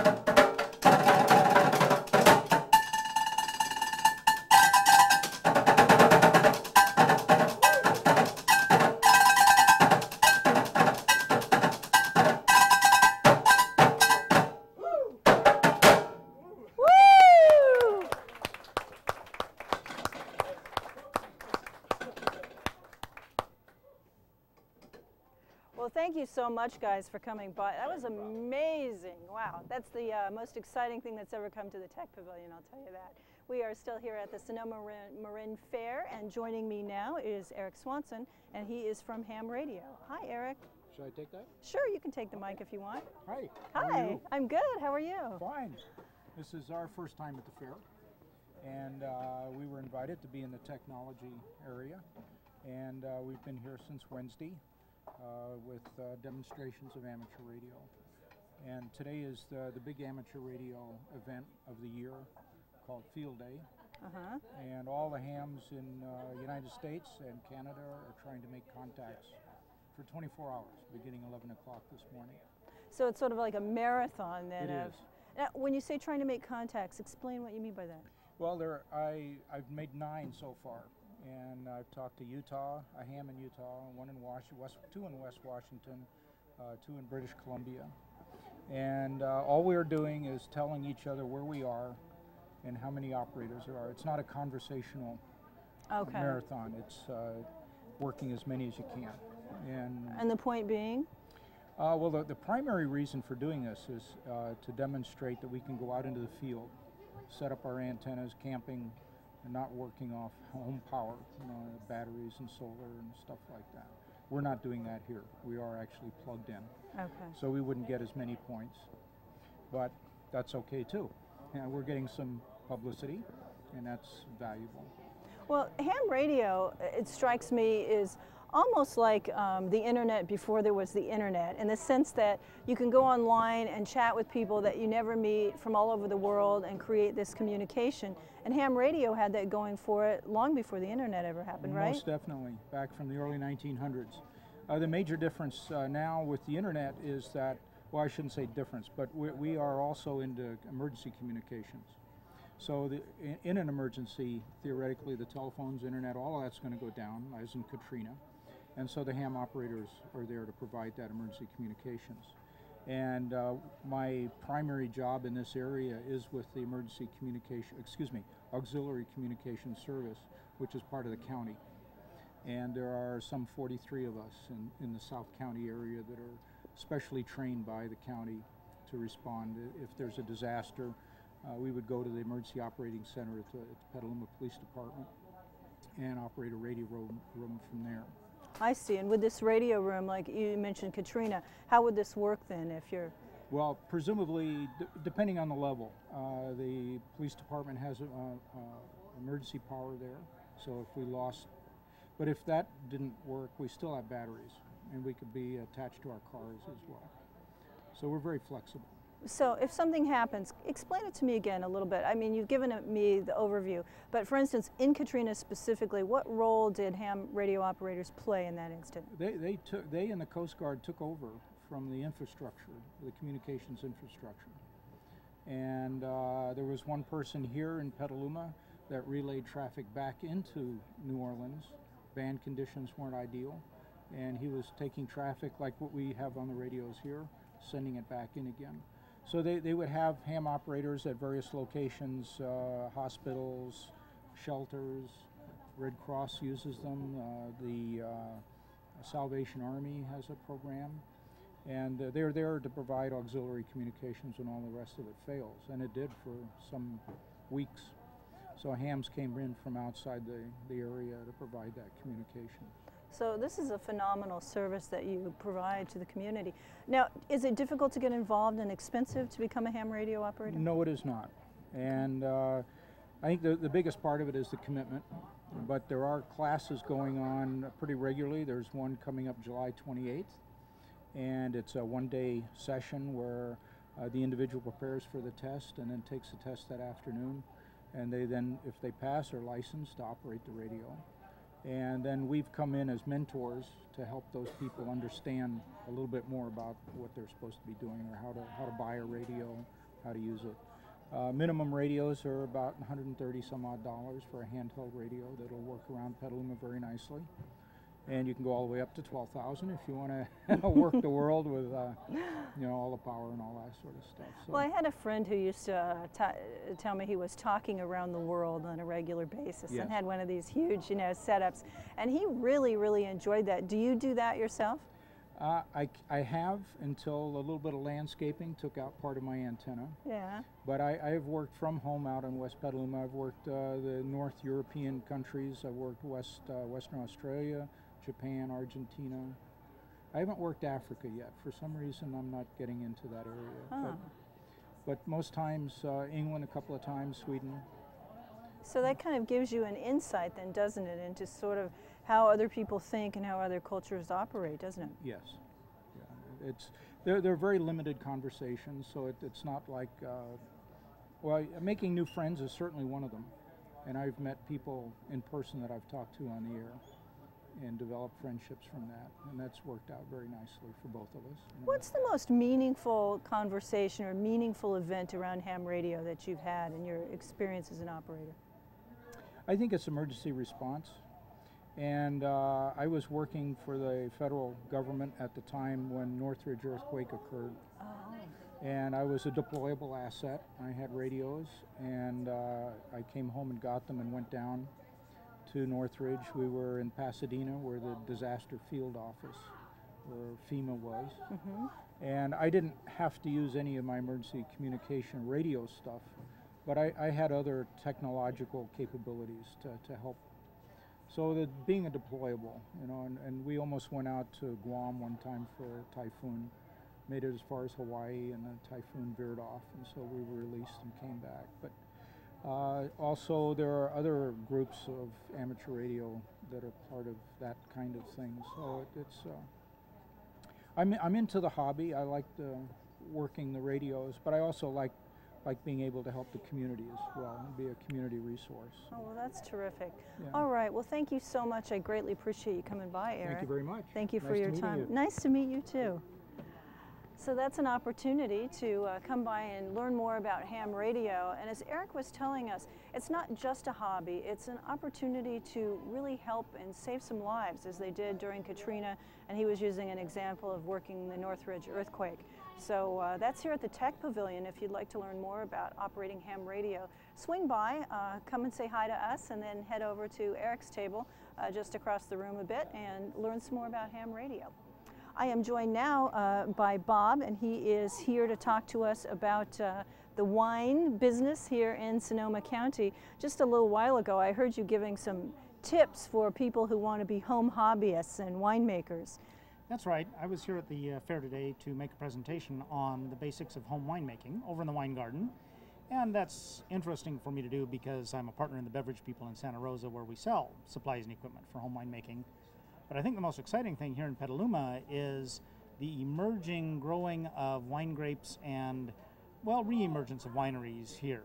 There were over 1,000 acres of grapes planted here in Petaluma for wine back before Prohibition, almost all of which was wiped out as a result of the loss of the commercial market, and it went into other crops and other products.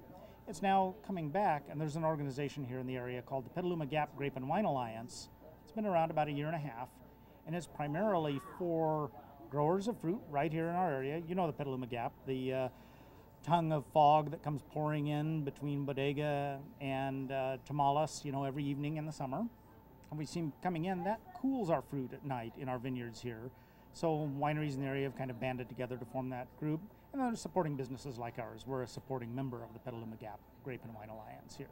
You can go to petalumagap.com to find it. Okay, well, thank you so much. Now, when you talk about this in terms of this tongue of fog that comes through, you know, there's always some debate, and I don't think it's contention, but healthy debate between Napa and Sonoma and the various varietals. And then, of course, Washington State has a nice showing with their Chardonnay, and Oregon, I guess, is getting a bit in the fray. Tell me a little bit, in your opinion, what do you think the really great kind of varietal grown here in Sonoma County? What would be our claim to fame in terms of wine? Sonoma County is so big that there are actually several isolated or separated in individual areas. Like I think Dry Creek Valley is Zinfandel. It's among the best Zinfandels in the world, come from Dry Creek Valley right here in Sonoma County. And then in Alexander Valley particularly, we grow Cabernets that are as good as anyone grows anywhere. And in the Sonoma Valley, the Bordeaux varietals like Cabernet and Merlot do extremely well. Here in the Petaluma Gap, it's Pinot Noir and Chardonnay, and also Syrah is increasingly popular in a cool climate style that we grow here. So I'd say the one most distinguished varietal is the Zinfandel because it's not grown in a lot of other places, and it's historic here. We have vineyards over 100 years old in Sonoma County still producing Zinfandel, and it's of world class. But I see emerging Pinot Noir as a thing that you'll see more and more, partly because in a climate like ours where it's cooler, we can get full ripe flavor without those extremely high alcohol levels that you're seeing lately in wines. Okay. So we can make wonderful wines at 13 or 13.5% instead of 14.5 or 15%, and I think people are looking for that kind of balance in wines.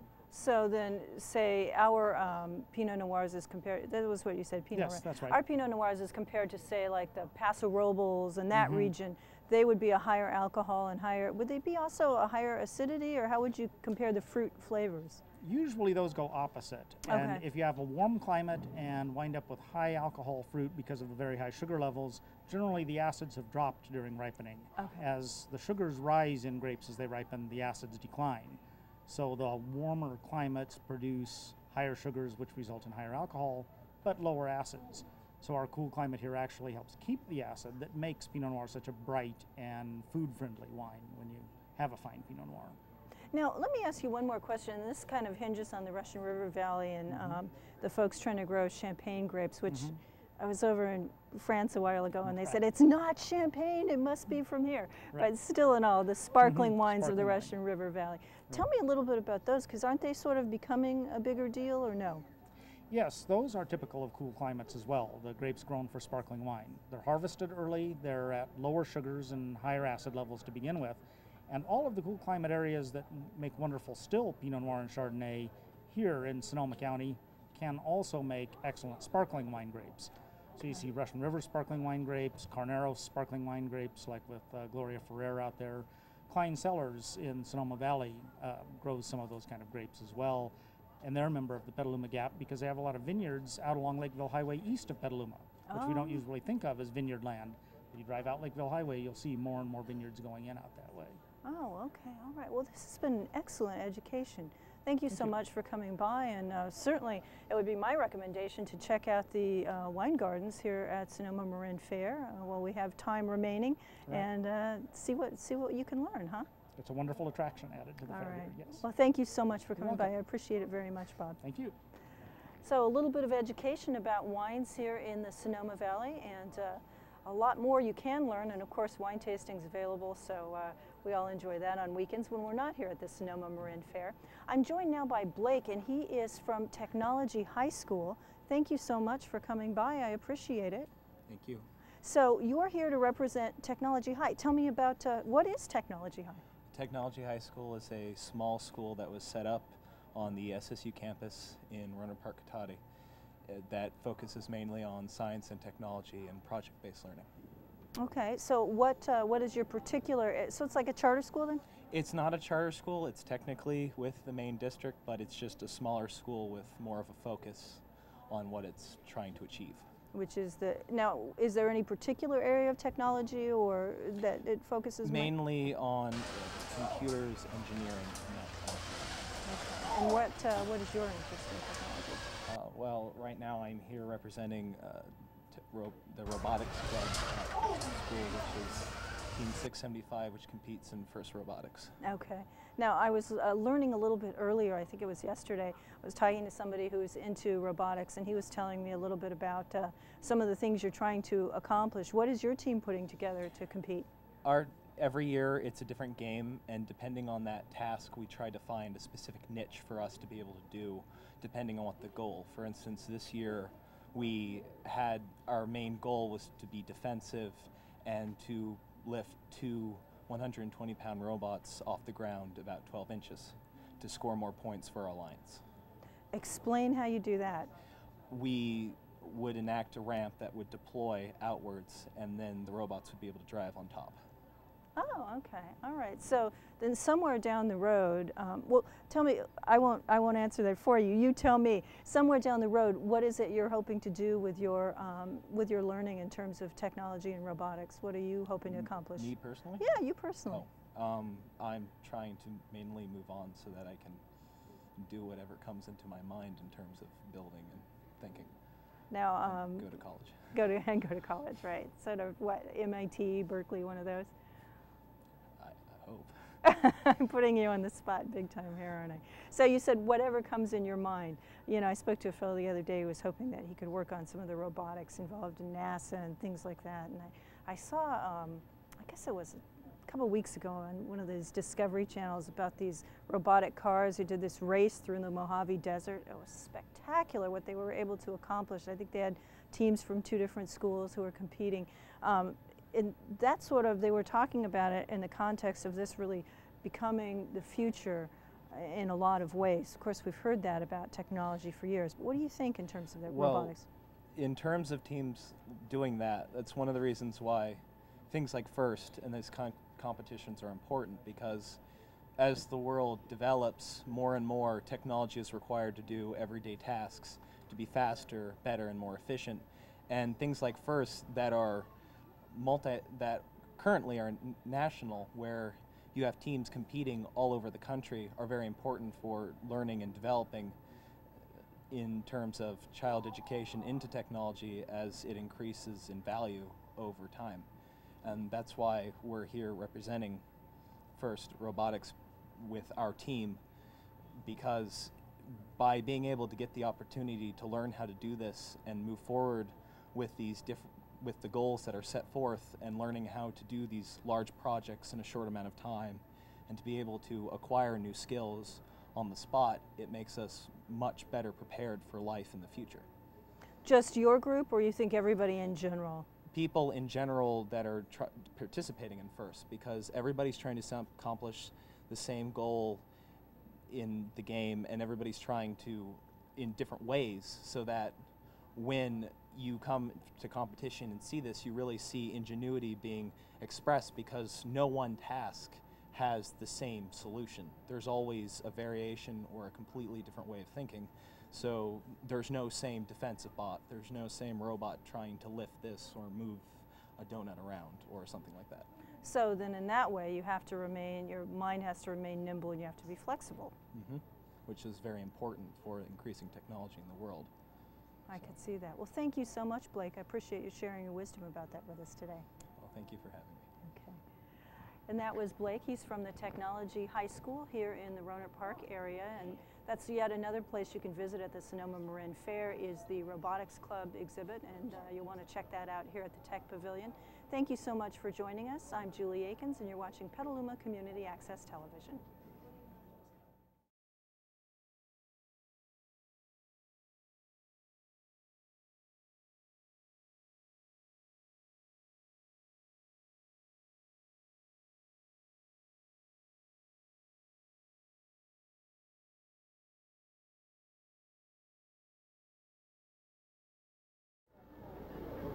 Good evening, folks. My name is Karina Garcia. We're from PCA TV, and we're live directly from the Sonoma-Marin Fair.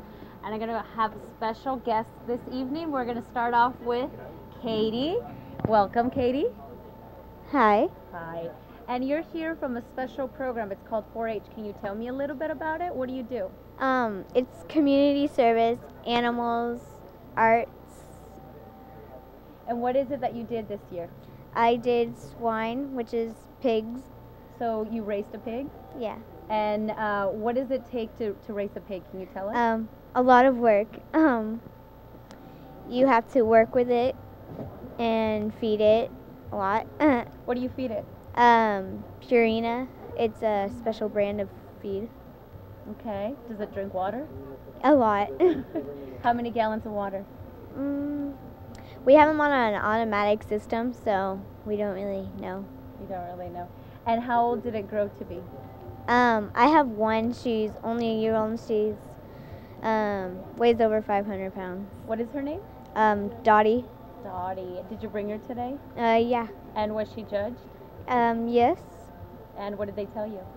She did really good. And I have another one. It's the same age. It's 500 pounds. Her name's Cookie.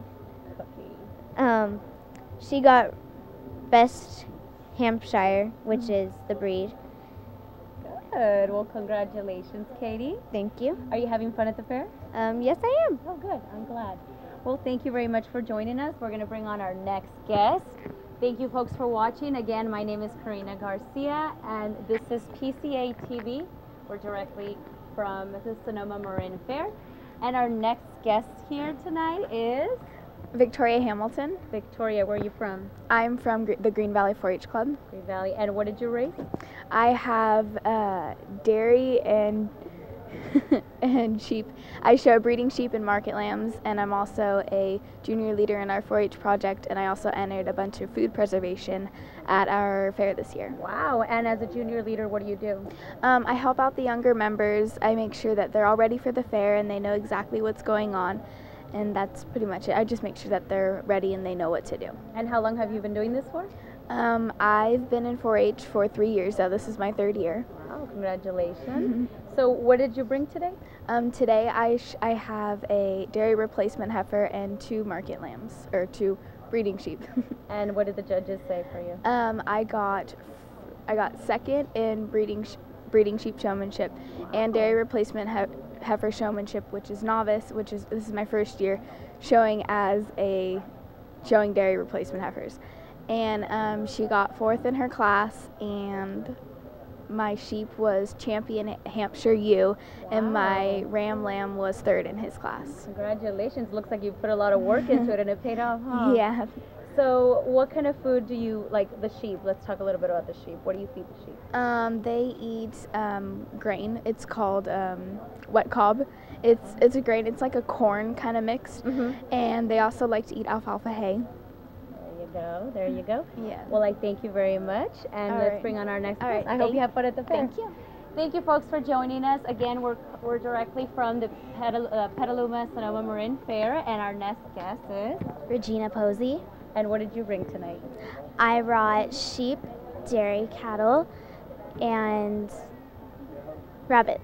And rabbits. Wow, that's interesting. So, what does it take to raise a rabbit? Well, you have to feed it and water it, and you have to practice with it. How do you practice with it? Well, showing rabbit is basically like just doing a vet check, and you go through all the steps. Like, for example, you have to check the ears for mites and that sort of stuff. Okay, and what do rabbits eat? Rabbits eat grain, a mixture of wheat and that sort of stuff, corn. And how long have you been in the program? This was my 3rd year in 4-H. Yeah, wow. So you gotten to know a lot of people in the program? Yes, I have. Made good friends? Yes, friends for life. That's awesome. So would you recommend this program to other kids? Most definitely. Yes? Okay. Did you come here with friends and family, or did you come by yourself? I came here with my parents and my brother and all my friends in that program. That's good. And are they also part of the program? Yes, they are. So it's a total family program, and you make good friends, and you totally recommend it to other people? Yes.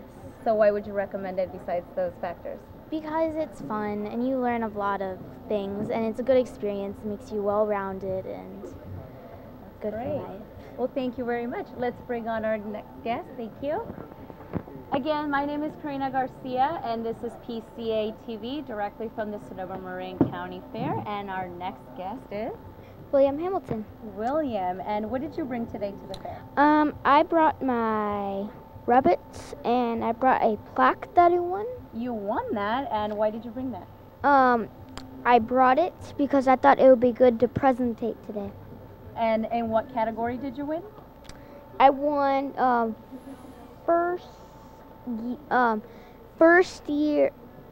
best first year rabbit project. Wow, congratulations. So you put a lot of work into your rabbit, didn't you? Yep. What is your rabbit's name? My rabbit's name, one of them's name is Booger, and the other one's name is Duck. And do you choose the names? For one of them I didn't. Oh, you didn't. How do you feel about this prize? I feel that it's really cool to get a first time I ever get a plaque. And is it the first year that you participate? Yeah. Well, that's great. That's awesome. So that shows that, hard work pays off, doesn't it? Yep. Are you going to be in the program again next year? Yep. Wow. Do you expect that you're going to win again? Yep. Well, that's great. Thank you very much for joining us, William. Thank you. Let's bring on our next guest. I bet they're just as excited as everybody else to be here. Come on in. Have a seat. What's your name? Steven. Steven, and where are you from? Tamales. Tamales. And what did you bring today? I have sheep, rabbits, beef, and dairy. Wow. And what is beef and dairy? Can you tell me? Beef and dairy are different cows, and dairy produces milk and beef produces meat. And did you win anything today? Yes, I won 8th place, and I won best of show or reserve grand champion with my buck lamb, and I got first place first year buck, and I also got best of breed with my rabbit. That's great. How long have you been in the program for? This is my first year. Your first year. Well, you won a lot for the first time. You must have worked hard, didn't you? Yes. So is this something you do year-round, or do you only go certain months or certain time of the year? There's shows a lot around the world every single week, but usually people only go to a few shows per year. And what about you, as far as the work? Do you have to feed your animals all year round? Yes. And give them water as well? Yes. That's great. So you're going to be here next year again? Yes. That's great. We hope to see you, and we hope that you win prizes again. Thank you very much for joining us, okay? Okay. All right, have fun at the fair. And we have our next guest, and she's coming right around the corner. Welcome. What is your name? Katie. Katie, and you're part of the 4-H program as well? Yes. What did you bring today? I brought 6 dairy animals to the fair. And did they win anything? I got 4 firsts and 2 seconds, reserve junior champion, 4th place in pair of females, and 4th in showmanship. Wow, that's very good. Could you tell me a little bit more about the program? How did it start? Do you know? No, I got started from my mom. Oh, and how long have you been a part of it? 7 years. 7 years. Wow. So you're one of the leaders, I take it? Junior leaders. Junior leaders? Well, that's great. So do you go to the site, or do you raise your animals at home, or how do you I do this? raise my animals at home and take care of them, wash them, and all of the above. And then I feed them and all that. And when they are cows, they go to my uncle's there to get milked because my mom does not want to get up at 4 in the morning and hard work. Milk. Yeah. So does everybody have their own place, their own home where they raise their animals? There's not a specific site? Yeah, they raise them at their own house. At their own houses? Sometimes.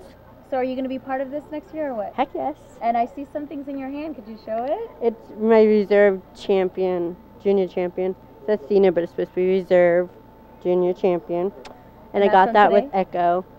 Yeah. Well, congratulations. Thank you. I'm proud of you. Proud Thank of all you. you guys. You've done an excellent job raising your animals and coming here. I thank you very much. And Thank let's bring on our you. next guest. Have fun at the fair. And here we have Sierra, right? Right. Right. Well, congratulations. I see a huge trophy in your hand. Can you tell me about it? I won this for large animal round robin, and it's where you have to show the 6 different large animals at the fair. Wow. And what did you share with? What did I show? Uh-huh.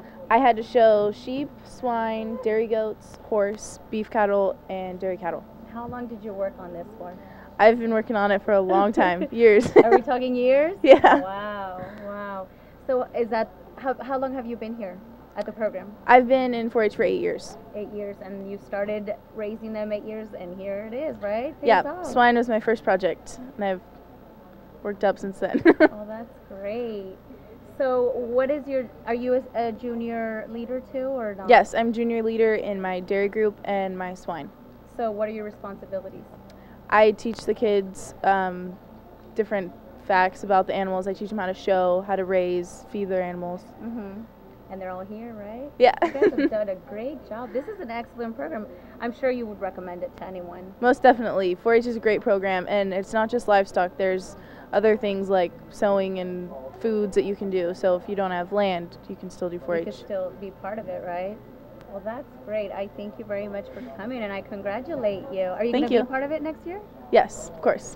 So is there a number of years that you can only be in it, or is this a lifetime program? You can start when you're 9 as a special junior, and then once you're 18, you can't be in it anymore. You can't be in it. So it's from 9 to 18. 9 years of great fun, experience, learn, and everything, huh? Yeah. Well, thank you very much, Sierra. Thank you. I hope you have lots of fun here. Are you here with friends and family? Yes, I'm here with my brother and sister showing animals, and my parents are here with us, and then all my friends are in 4-H. So before I let you go, do you know more about the program? Like, how did it start? Where did it originate? I don't know where Is that it like started. a top secret thing nobody can share? No, it's just not something we talk about often, I guess. Oh, okay. So where do you raise your animals? At home? At home in Santa Rosa. In Santa Rosa, okay. That's awesome. Are you the only member in your family who's in this, or is your entire family in the My program? brother and sister are also. My sister shows dairy goats and swine, and my brother shows swine. That's great. Well, thank you very much for joining us again. Congratulations on your trophy, and we Thank hope you. to see you next year. Thanks. Thank you. And last but not least, we have another guest. Come on down. What is your name? Sally Posey. Sally. And what brings you over here? I'm the fair mom. Mom. Regina and Stephen were just interviewed here, and they both showed at the fair. I see. They're 4-H'ers, and they have animals here, and they also do projects like sewing and other projects besides the animals. Sounds like 4-H is an excellent program for, kids between 9 and 18. It is. It is, definitely. So do you know where it started, or how did it started originate? through the University of, it started through the Extension Service, and it was ranching families, and they've expanded it to the city kids, and to everybody is included now, and it has all kinds of things besides just the animals. Yeah. So it's a fantastic program. It develops leaders. I mean, I think it teaches them a lot about responsibility and, the different job duties, learning about agriculture, and it's family thing. So it's a great program. I think it should definitely be promoted. Yeah. It should definitely be brought here again next year. Yes. Well, Yes, that's great. definitely. Proud mom, aren't you? Yes, I am. Very much so. I also entered my own photographs and was the winner for this year of the amateur photo contest, and it was Sarah Lee and Richard Vineyard, their grapes, because the theme was grape expectations. Right. So, Well, that's anyways, great. yes. Thank you for joining us. Thank This you. is awesome. Thank you for having me. Thank you very much. I hope you have fun at the fair. And now we have a little change. We're going to have a group of 3 gentlemen who sing here in the area. And their group is AL3. Welcome. And we're gonna be talking to him in Spanish. I'll be doing a little bit of translation. Buenas tardes, bienvenido. Buenas tardes. ¿Cómo se siente estar aquí? Pues estamos muy contentos de estar participando en un evento tan grande como es la Feria de Petaluma. Y pues muy contentos de que nos hayan invitado. Gracias por la oportunidad, por tomarnos en cuenta. Gracias. Feels great to be here. And ¿es la primera vez que están aquí? En la Feria de Petaluma es la primera vez, pero estamos muy contentos de que nos hayan invitado, y también un poco cansadillos, ¿verdad? Ya que ayer estuvimos tocando en el evento grande también que hubo en la ciudad de Santa Rosa. Estuvimos con Intocables y varios compañeros por ahí, y pues muy contentos de estar aquí esta bonita tarde. This is a local band who's been playing in different areas. They were in Santa Rosa with a couple other Spanish bands. Here they are tonight. This is the first time in Petaluma, and they're happy to be here. They're having lots of fun. Thankful for the invitation. Pues gracias a usted también por acompañarnos aquí. Espero que se la pasen muy bien y que tengan mucho éxito y mucha suerte. Gracias, muchas gracias. We're going to be talking to the rest of the group members. I'm thanking him for being here tonight, for joining us, and we wish them the best of luck. Here's another group member. Bienvenido, pásale. Hola, ¿qué tal? ¿Cómo estás? Bien. ¿Cómo se llama? Mi nombre es Alejandro Becerra. Yo toco los acordeones y los teclados con el grupo L3. ¿Y a qué le parece la feria? Es algo muy bonito porque realmente tenemos la oportunidad no nada más nosotros, sino todo el mundo tiene la oportunidad de conocernos y saber que aquí somos los latinos y que aquí estamos, ¿no? Más que nada. Y pues tenemos la oportunidad de conocernos a todos. He loves the fair. This is a great opportunity for them to introduce their band and for family and friends to get together and enjoy. Y pues, ¿cómo se siente del éxito que van llevando ahorita la banda? Pues es algo muy bonito que se siente porque pues tenemos ya tiempo en esto de la música. Es un poco difícil, pero gracias a Dios que ahorita se nos está brindando la oportunidad. Gracias a ustedes por invitarnos a su programa. Y espero que no sea la última vez, y por aquí estamos listos. Very happy of their success. This is a very hard job, and they're glad that they're getting opportunities like this because this shows that their band is growing and people are starting to like their music. Pues muchísimas gracias por estar aquí. Vamos a platicar con el tercer compañero. Gracias. Hasta luego. I thank him for joining us, and we're going to talk to the last member of the band because, we want them all to be recognized and known. Hola, buenas tardes. Hola, buenas tardes. Mucho gusto. ¿Cómo se llama? Mi nombre es José Luis, baterista del grupo L3. ¿Y cómo se siente estar aquí en la feria? Para nosotros es un gran honor participar en esta feria, ya que es muy grande en este condado. Very glad to be a part of the fair because, it's a huge fair, a lot of people come here. Y bueno, ¿cómo se siente del recibimiento que le están dando la gente? Gracias a Dios la gente nos está respondiendo muy bien, piden nuestras canciones y parece ser que nos está yendo bastante bien, gracias a Dios. very glad that the people are starting to ask for their music and, you know, applauding to them. ¿Tienen algún disco ahorita? Ahorita estamos promoviendo nuestro primer disco que se titula Me Tiene Loco y por ahí en la radio está sonando algo que es el corrido de Noé. They have their first album, that's what they're promoting, and the title is ¿Me estás volviendo loco? Me Tienes Loco. Me tienes loco, you have me crazy over you. And they're starting to play their music on the radio, so let's keep our ears open for them. Es en la vaquera 1490 y la máquina musical para que la gente nos apoye y la pidan. There you go.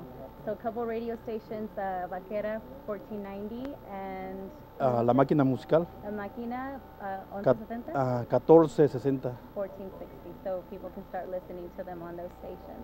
Pues muchísimas gracias, le agradezco que esté aquí con nosotros y espero que disfruten el evento de la feria. Muchísimas gracias. Gracias por la invitación. De nada, de nada. Hasta luego. Thank you very much, folks, for joining. This is PCA TV directly from Sonoma-Marin Fair. My name is Karina Garcia. Until next time, have a good night.